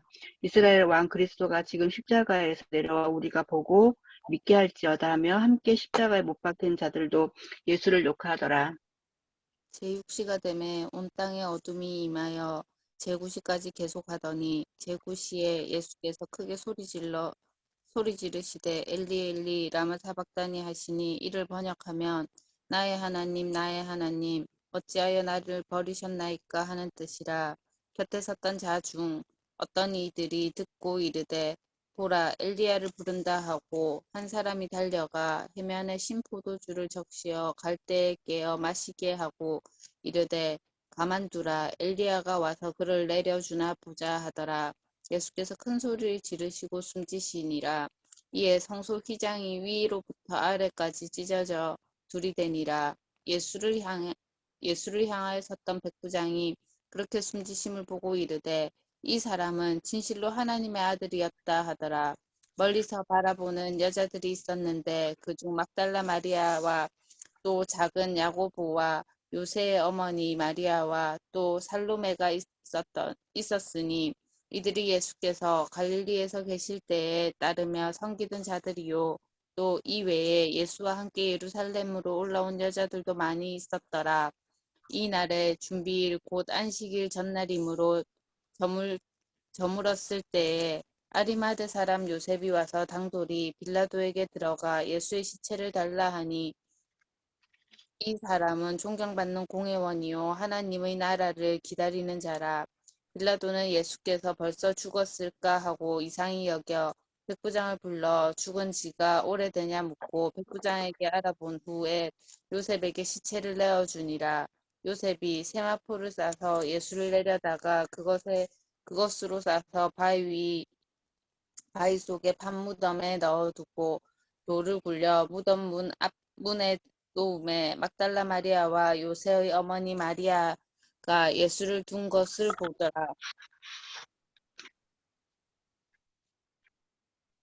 네, 김은경 집사님 16장 1절부터 8절까지 읽어주십시오.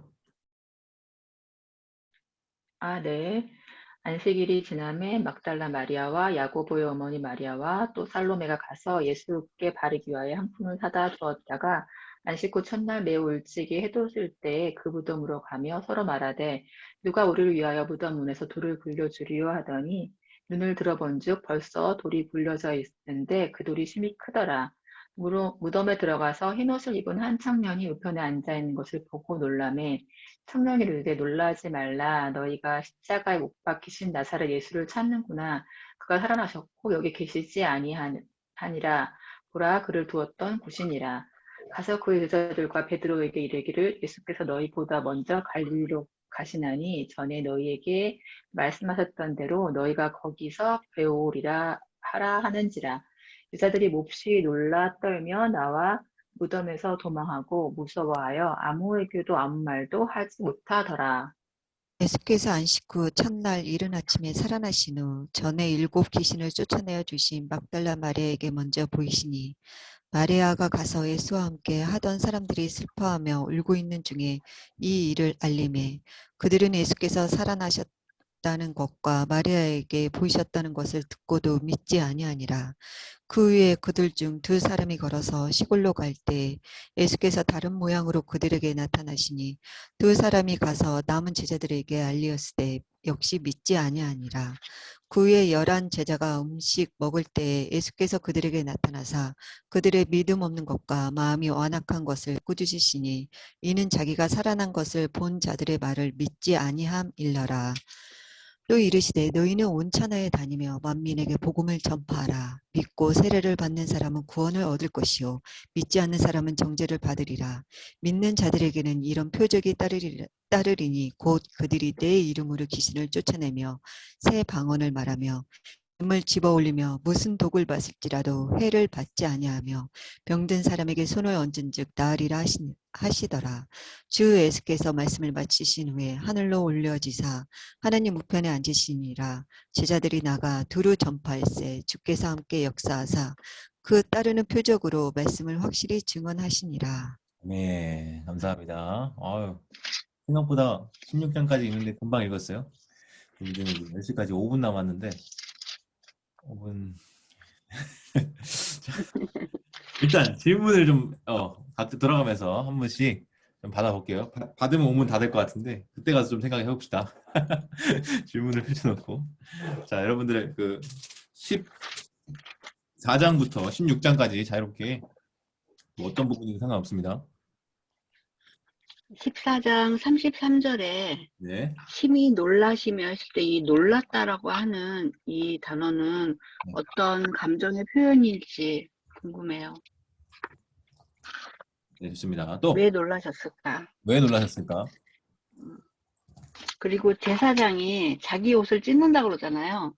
어디 부위를 찢는 건가요? 이렇게 이렇게 네, 이렇게 가슴팍을 찢었겠죠. 네. 이렇게요? 여기를 좀 이렇게 찢지 찢어지나요, 않았을 거예요. 옷이? 이렇게 뜯거나 뭐 청바지 찢지 않았을 거고 이렇게. 네. 또 일단 다 질문 좀 받을게요.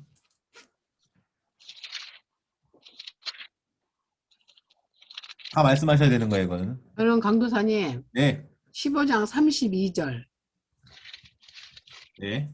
이스라엘 왕 그리스도가 지금 십자가에서 내려와 우리를 보고 믿게 할지어다 하며 함께 십자가에 못 박힌 자들도 예수를 욕하더다 그랬어요. 근데 못 박힌 자들로만 복수잖아요. 예. 근데 한 사람 강도는 구원받았다 했는데 여기서 함께 욕했다는 얘기예요. 뭐예요? 구원받았다고 너는 나와 낙원에 있으리라고 예수님이 말씀하셨잖아요. 한 강도는. 네. 그랬는데 여기서 못 박힌 자들도 예수를 욕하더라 그러면 함께 욕한 게 돼서 이게 뭐지? 오케이. 좋습니다. 또 있으세요? 강권사님? 좋은 질문이에요, 아주. 아니 저는 그것만요. 예. 또 안 하신 분들.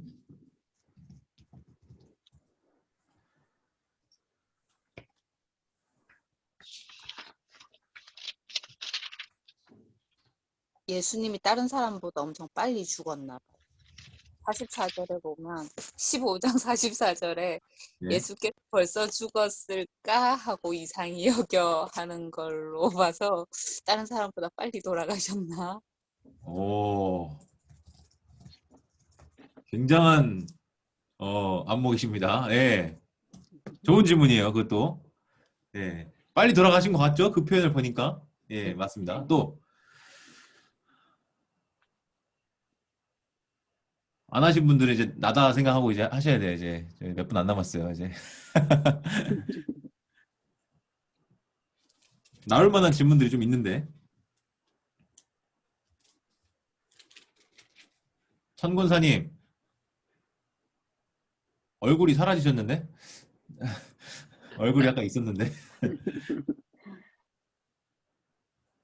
맹건사님 질문 없으세요?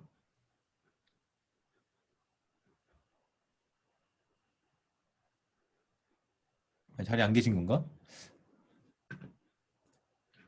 제가 딱 10초만 더 기다리겠습니다.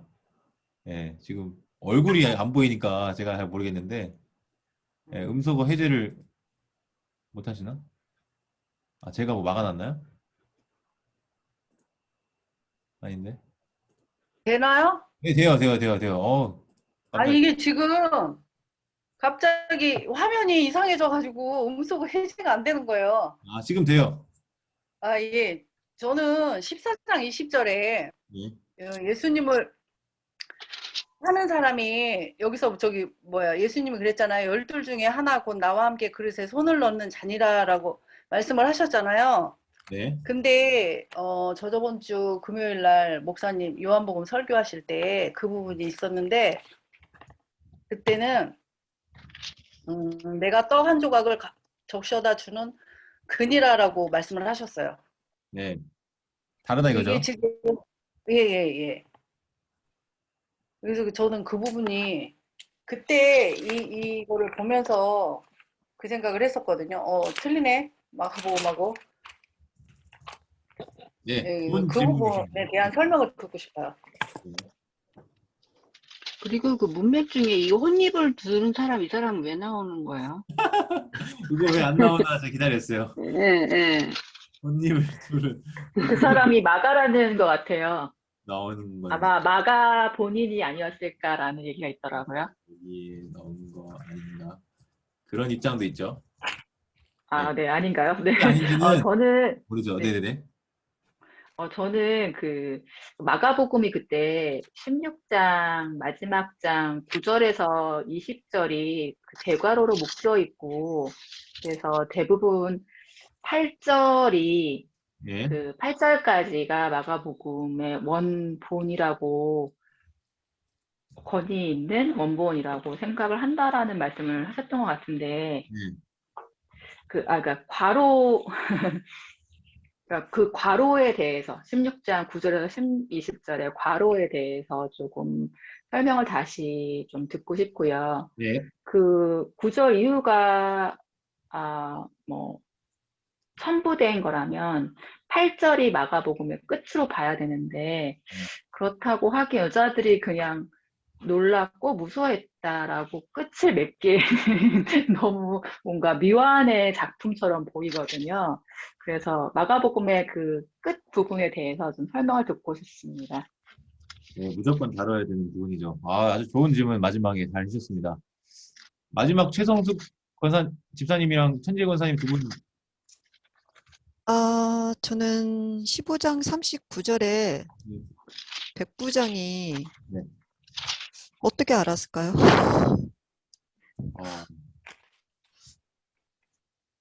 하나님의 아들이 어떠라 하더라. 백부장이 어떻게 알고 그냥 이런 고백을 했을까? 그냥 그런 질문. 아주 좋은 질문이세요. 저도 생각해보지 저도- 못한 그런 질문들을 우리 집사님 권사님들이 감사합니다. 저도 이거랑 연결해서 네. 그 39절에 백부장이 이야기하는 그 바로 앞에 있는 38장에 예. 성소 기장이 위에서부터 아래로 찢어지는 것을 백부장이 본 건지 안 본 건지 연결 문장인지 아닌지는 궁금해요. 아니겠죠? 이것도 굉장히 중요한 질문입니다. 감사합니다. 이것도 얘기할 때 같이 얘기할게요. 천지 권사님. 네. 계시죠? 네. 어디 갔다 오신 줄 알았어요. 아니, 나갔다 왔어요. 그런 것 같아요. 네, 전화가 그런 와가지고. 느낌이 있더라고요. 네, 마지막 질문 하나 해주세요. 질문요? 잠깐만요.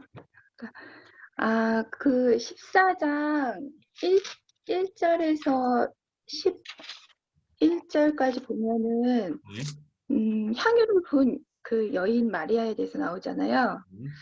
근데 마가복음에는 마리아가 예수님 머리에 향유를 부었다고 나오는데 근데 같은 그 상인데 요한복음에는 마리아가 예수님의 발에 향유를 붓고 머리카락으로 발을 씻겨드린다고 나오더라고요. 예. 네. 근데 왜 이렇게 상황은 비슷한 것 같은데 이 시기하고 행동이 왜 다르게 이렇게 묘사가 되었는지. 굉장히 이거 지금 제가 그 질문을 다 적었잖아요. 요거 그대로 우리 저 대학원 석박사 과정에서 이런 질문들 해요. 대학원 석박사 과정에서 수업들 제가 사복음서 이제 지난 1학기 청강을 했거든요. 사복음서 연구 과목을. 이런 거 다 물어보는 거예요. 지금 물어보신 것들. 이 복음서에는 이 같은 사건이 이렇게 되어 있는데 저 복음서 왜 저렇게 되어 있냐? 이거 뭔 차이냐? 이런 거 질문을 교수님한테 막 하는 거예요. 학생들이. 근데 지금 우리 참여하시는 수강생들의 수준이 석박사 과정생들의 수준과 다르지 않습니다. 같은 질문을 똑같이 하시는 거예요. 그러니까 아주 훌륭하십니다. 네, 감사합니다. 그러면 이제 10시 3분이거든요. 10시까지라고 그랬는데 죄송해요. 이거 하나씩 얘기하고 그냥 끝낼게요, 오늘. 몇 분이 될지 모르겠는데 한 10분?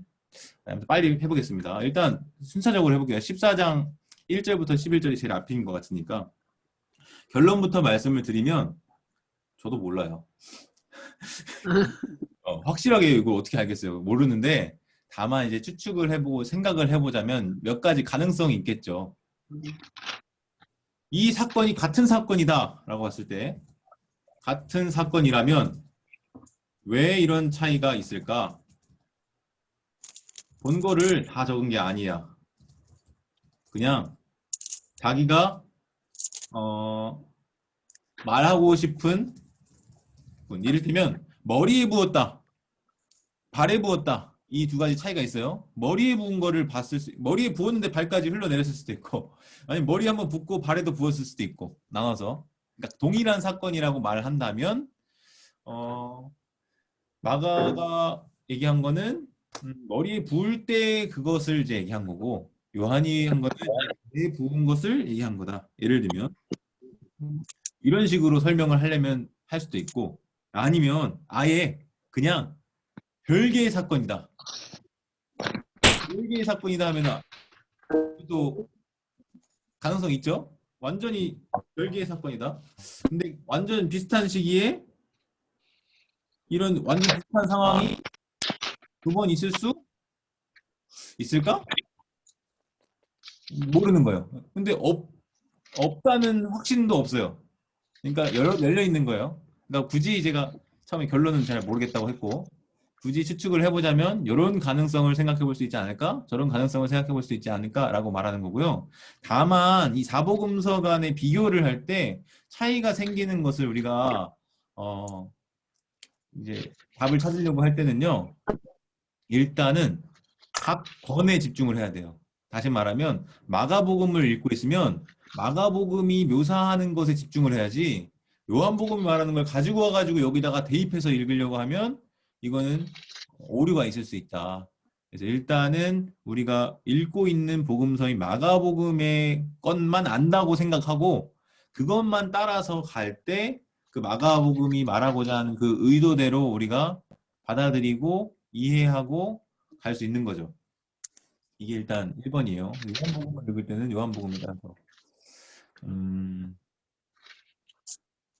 그러니까 다 쓰지 않았다는 걸 기억하셔야 돼요.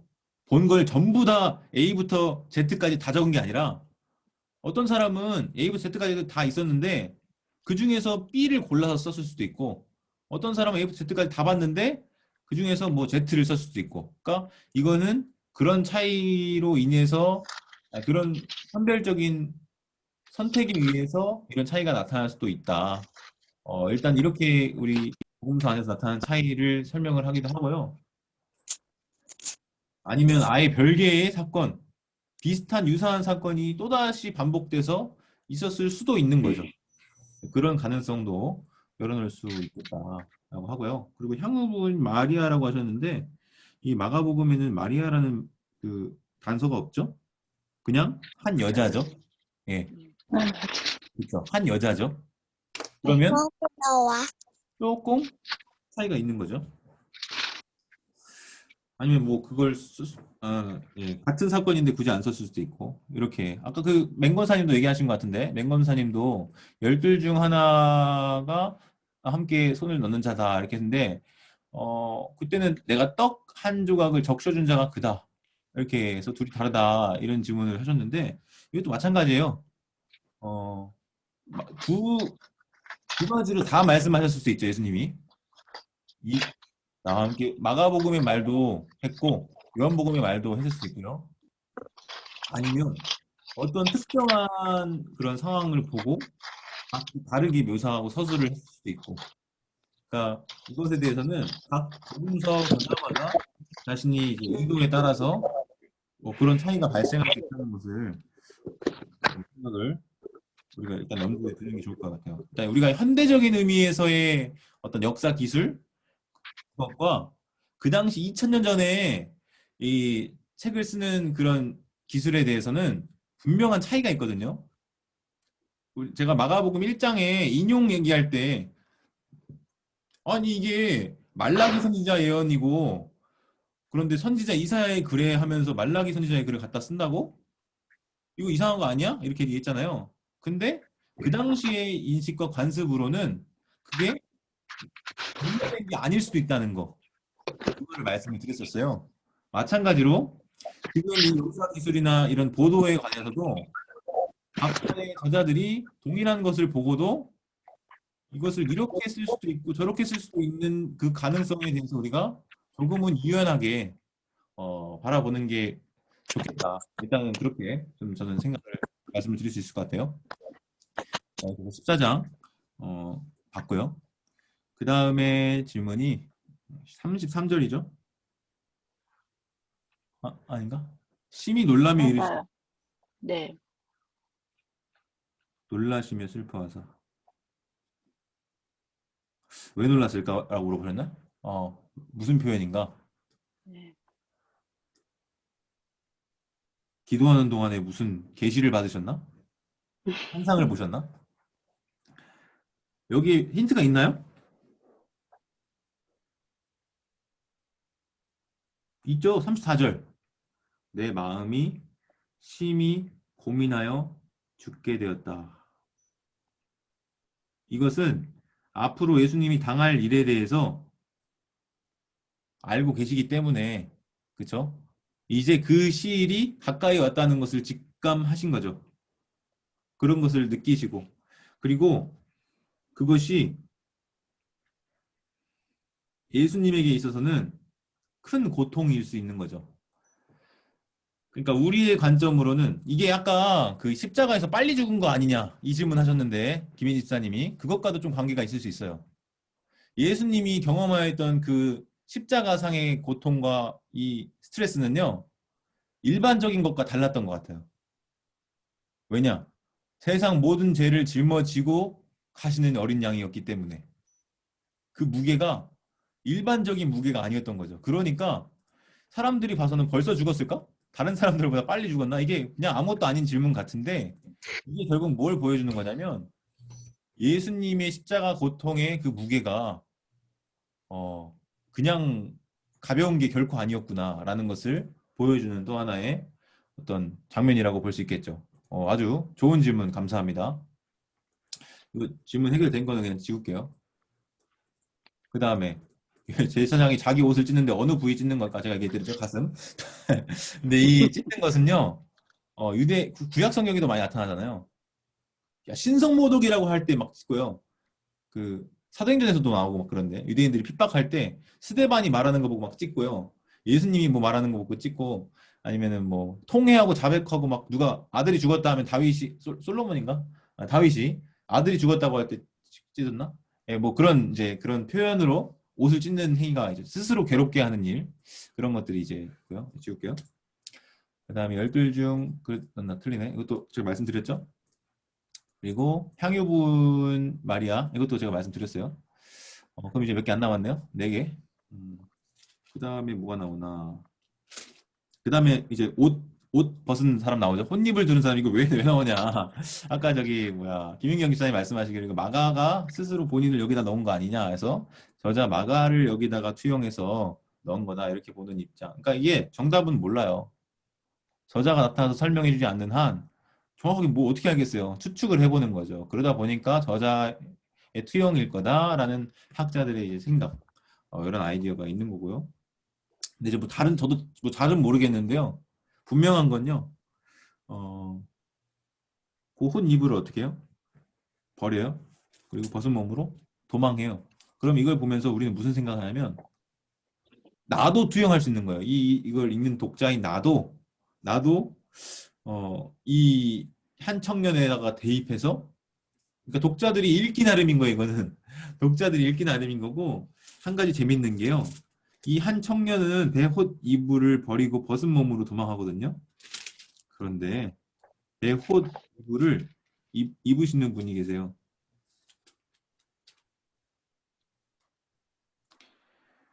(46절) 15장 46절에 보면 요셉이 세마포를 싸서 예수를 내려다가 그곳으로 싸서 무덤에 넣어요. 꽃이불을 린넨이라고 하거든요. 영어 번역에 보면 린넨. 근데 제가 지금 정확히 확인해 봐야 되는데 아마 이 요셉의 세마포도요. 그 린넨과 같은 거일 거예요. 제가 기억하기로 같은 헬라어 단어일 거란 말이죠. 확인해 볼까? 아, 시간 없는데. 아, 나중에 확인할게요. 네, 시간이 없어서 그것까지 다 지금 확인하기로. 아무튼 제가 생각할 때 그래요. 그래서 옷을 벗었는데 얘는 그리고 도망쳤는데 근데 예수님은 그 옷을 수의를 입고 거기에 계시죠. 어쨌든 이 한 청년에 대한 이야기는 그렇게 우리가 마가 본인으로 볼 수도 있고 아니면 독자 개개인이 자기 자신을 대입해서 읽을 수 있도록 그렇게 유도한 것도 있을 수도 있고 분명한 건 헌이불을 벗어던지고 버린 사람이 있는가 하면 그것을 죽음을 순순히 받아들이고 무덤에 묻히신 예수님 이것도 좀 대조가 있을 수 있다라고 말씀을 드릴 수 있겠습니다. 그 다음에 이게 15장 32절에 강은혜 권사님이 얘기하신 건가? 이스라엘의 왕 그리스도가 내려와 믿게 할지라도 못 박힌 자들도 예수를 욕하더라. 그래서 욕하던 자들 복수인데 십자가에 못 박힌 자들이라고 하면은 예수님 포함해서 총 3명이 십자가에 못 박힌 걸로 우리가 기억하는데 그 사람은 누가복음에서 낙원에 있으리라 해가지고 구원받은 사람인데 근데 여러분 거기에 강도가요 이때는 욕하고 그 뒤에 회개할 수 있죠. 십자가에 못 박혀 있는 시간이 몇 시간이에요? 한 5분 되나요? 10분 되나요? 아니죠. 거의 한나절. 어떻게 봐야 되냐? 굉장히 긴 시간이죠. 그죠? 그러면 이거를 통합적으로 우리가 상식적으로 생각을 해보려면 누가복음의 기술이 거짓일 리는 없잖아요. 그 사람은 낙원이 있으리라 하면 그 사람은 구원이 선포된 거죠. 그럼 그 이전의 그 과정에서 같이 욕했던 그런 상황들이 있을 수 있겠구나. 이거를 우리가 어렵지 않게 추측을 해볼 수 있는 거죠. 예, 자들이라 했으니까. 이게 뭐가 되지가 아니라 이렇게 했다가 그 사람이 회심한 거죠. 결국 십자가 상에서 회심한 거죠. 그러니까 이렇게 보면 좀 더 타당할 것 같습니다. 되셨나요? 강 권사님? 자, 2개 남았죠. 백부장이 어떻게 알았을까? 이거 최동수 집사님 말씀하셨나? 예, 어떻게 알았을까? 뭔가 보인 거예요. 백부장의 눈에는. 사실은 예수님은 처음부터 끝까지 다 보여주셨어요. 계속 보여주셨어요. 뭘? 자기가 어떠한 분이신지를 행동을 통해서, 말씀을 통해서, 가르침을 통해서 시작부터 끝까지 공생의 기간 내내 말씀을 해주셨죠. 다만 사람들이 어떻게 한 거예요? 맹인처럼 눈이 영적인 맹인처럼 알아보지 못했을 뿐 예수님은 끊임없이 자기 자신을 나타내시고 보이시고 가르치시고 못 알아보면 다시 알려주시고 하신 거죠. 이 백부장은 예수님에 대한 소문은 익히 들어서 알고 있었을 것이고 이 처형장에서 처음 본 게 결코 아닐 거예요. 이미 익히 들어서 알고 있었고 관심도 있을 수도 있었고 근데 예수님의 그 처형 장면을 볼 때 야, 이거는 보통이 아니다. 이거 그냥 일반적인 사람이 아니다라는 것을 그 눈앞에 드러나는 현상들 이를테면 십자가 있을 때 어떤 현상들이 있었습니까, 여러분? 휘장이 땅 갈라. 어둠이 임하고 어둠이 임하고 또 땅이 흔들리고 땅이 흔들려요. 또 바위가 갈라지고 터지고 예. 그러니까 이게 일반적인 사건입니까? 이 장면만 보더라도 이 묘사만 보더라도 이러한 묘사들은 일반적인 게 아니에요. 심지어 뭐 여기는 없지만 마태복음에는 막 죽은 자들이 일어나고 그런 묘사가 있거든요. 그러니까 이러한 현상들을 볼 때에도 이건 말도 안 되는 사건인 거고 이건 뭔가 있다. 이게 느낌으로 오는 거죠. 그리고 그의 지난날의 그 선포들, 가르침들, 증언들을 봤을 때 그러니까 자기를 자신을 그렇게 묘사했던 것들을 봤을 때 백부장이 이때 비로소 깨닫게 되는 거죠. 그리고 진실로 진짜 그 말이 맞네? 라고 고백을 하게 되는 겁니다. 그리고 이제 연결해서 39절 백부장 이야기 바로 앞에 38절에 휘장이 위로부터 아래로 찢어져 그것을 본 건지 아닌지 봤을까요? 안 봤을까요? 그 장소가 그 장소일까요? 이 장소가 어디예요? 최영장은 장소가? 산. 골고다예요, 골고다. 그거보다는 해골의 곳이에요. 해골의 곳과 성전이라고 하는 장소가 같은 곳일까요? 다른 곳일까요? 그렇죠. 그러면 지금 이거는 감독의 의도예요. 끼워 넣은 거예요, 지금. 드라마를 보더라도 요 장면을 하고 있다가 갑자기 다른 장면을 이렇게 갔다가 보여주고 다시 이렇게 하잖아요. 지금 이거는 마가복음 저자의 의도예요. 내레이터의 의도예요. 이것을 읽는 독자들로 하여금 이 두 가지 사건을 동시에 보게 하는. 근데 성소 휘장이 어디서부터 어디로 갈라지는 거예요? 위에서 위에서부터 아래로예요. 여러분, 잡아 찢으려면 어떻게 해요? 밑에서 아래에서 아래에서 위로. 찢죠, 당연히. 왜냐면 이 성소 휘장이 굉장히 높거든요. 그냥 우리 천장만 해도 손이 안 닿는데 이거 저 여기 있는 커튼도 위에서 찌르려면 이거 안 될걸요? 예, 그러니까 이거는 하나님이 위에서 하신 것으로 이제 인식할 수 있고 제가 말씀드린 바 있는데 찢어지다, 휘장이 찢어지다 이 단어가 스키마조라고 말씀드렸죠? 스키마조. 이거 어디 쓰였다 했죠? 예, 좀 세례받았을 때 하늘이 하늘이 갈라짐 할 때. 하늘이 갈라짐. 이제 인클루지오 스미상관의 기법으로 쓰인 것으로 우리가 이해할 수 있다고 말씀드렸습니다. 하늘이 갈라짐. 이게 여기에 쓰인 거예요. 그러니까 이것은 하늘을 가르고 그 하늘의 경계에 계신 예수님이 이 땅에 뚫고 임하신 그것을 볼 수 있고 하나님의 나라를 하나님의 다스리심을 이 땅으로 가지고 들어온 그 사건으로 볼 수가 있는 겁니다. 그리고 성소의 휘장이 위로부터 아래로 찢겨진 사건에 대해서 증언하는 또 다른 성경이 있는데 바로 무슨 성경입니까? 히브리서에 자기 육체로 이 휘장문을 찢었다는 그 언급이 있어요. 아마 10장 28절인가 그럴 거예요. 정확하게 나중에 찾아보도록 하고 어쨌든 이런 중요한 사건인 겁니다. 성전의 그 경계에 대해서 어룩한 자들만 들어갈 수 있도록 했던 것들이 이제 누구나 들어오갈 수 있는 그 길로 바꾸어 놓은 사건. 예수 그리스도의 십자가 사건이라는 거. 자, 마지막 하나 남았습니다. 마가복음이 16장 9절에서 20절까지 살펴보세요 한번. 꺽쇠 보이세요? 네. 9절에 있고 20절에 있고 이 표시는 신뢰할 만한 사본들에서는 없다 라는 표시예요. 신뢰할 만하다.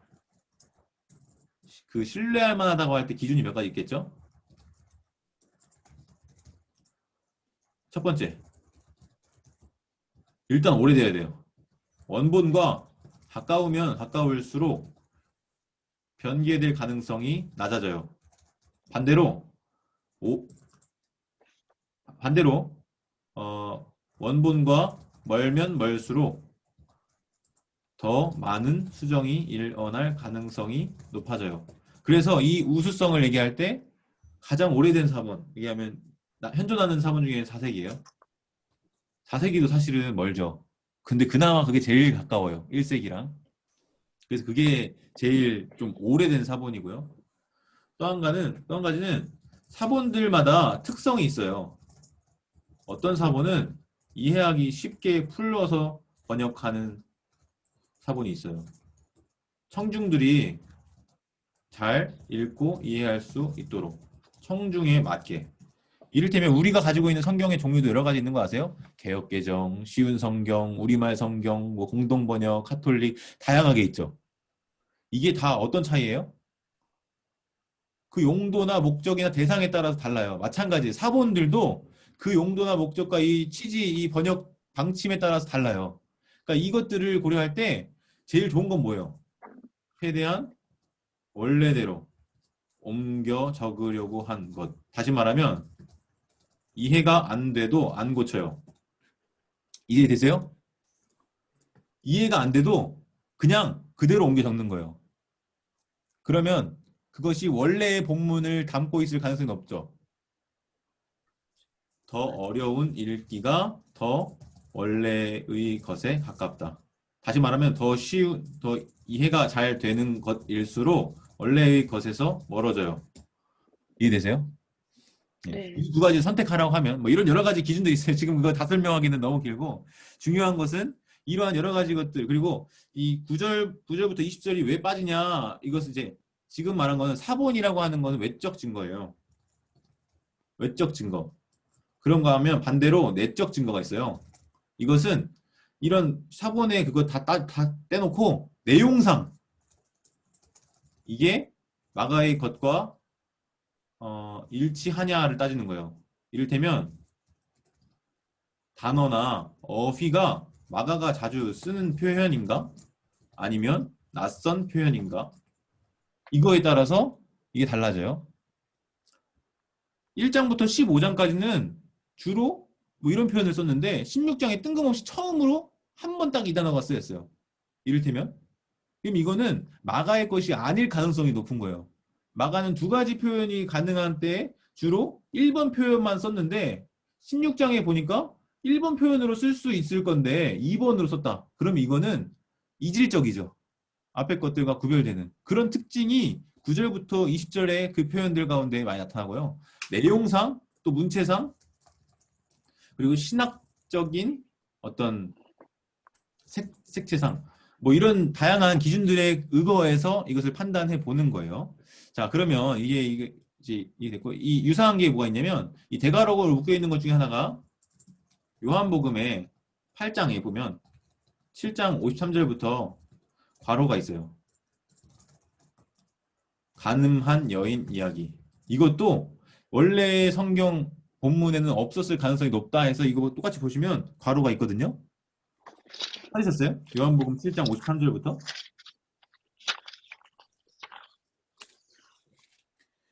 53절 각각 집으로 돌아가고 거기 보시면 꺽쇠가 있고 어떤 사본의 가로 각주 보면은 7장 53절부터 8장 11절까지 없음 이렇게 되어 있는 거예요. 이것도 이것과 동일한 거예요. 그런데 왜 들어있냐? 그런데 왜 들어있냐? 그런데 왜 우리 성경에 넣었냐? 없음이라고 안 하고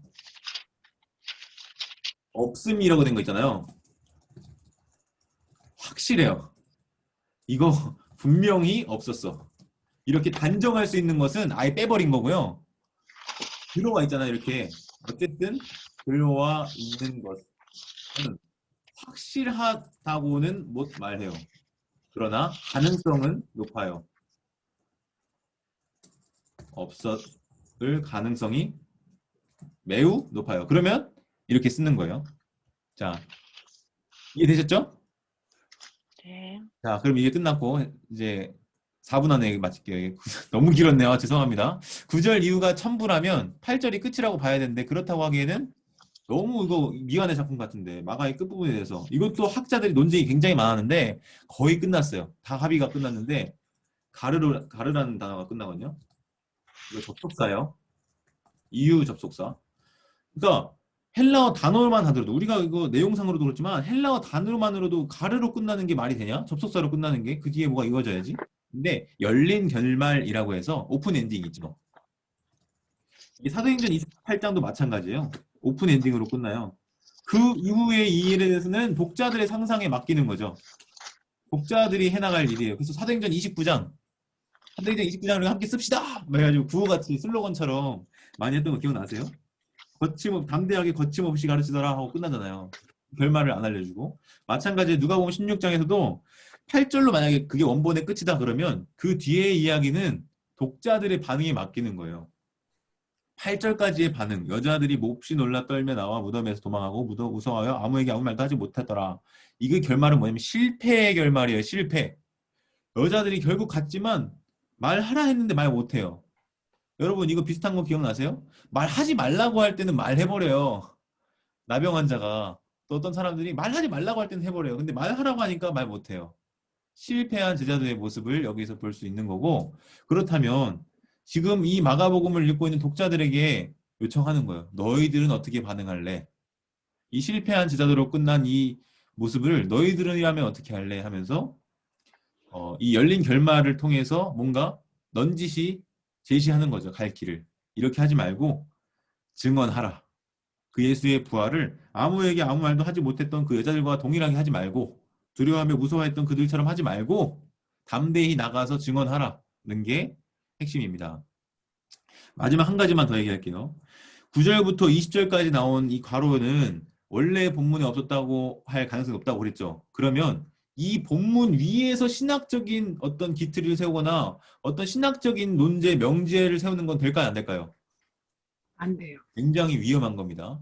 네, 안 돼. 근데 오순절 교단에서 개통에서는 어떤 게 있냐면 방언이 믿는 자들에게 반드시 따르는 표적이라고 얘기해요. 그 근거가 뭐냐? 16장 17절이에요. 믿는 자들에게는 이러한 표적이 따르리니 곧 그들이 내 이름으로 귀신 쫓아내며 새 방언을 말하며 독을 얻지 않고 손 넣어주면 나으리라. 이거를 믿는 자에게는 반드시 나타날 표적이다라고 말하면서 이거를 증거로 한단 말이죠. 그거는 위험할 수 있다. 왜냐? 원래 원본에는 없었을 가능성이 높기 때문에. 여기까지 하겠습니다. 지금 너무 길게 했는데 제가 여기까지 참고 인내하며 따라오신 여러분들 감사드립니다. 이상 녹화 마치겠습니다.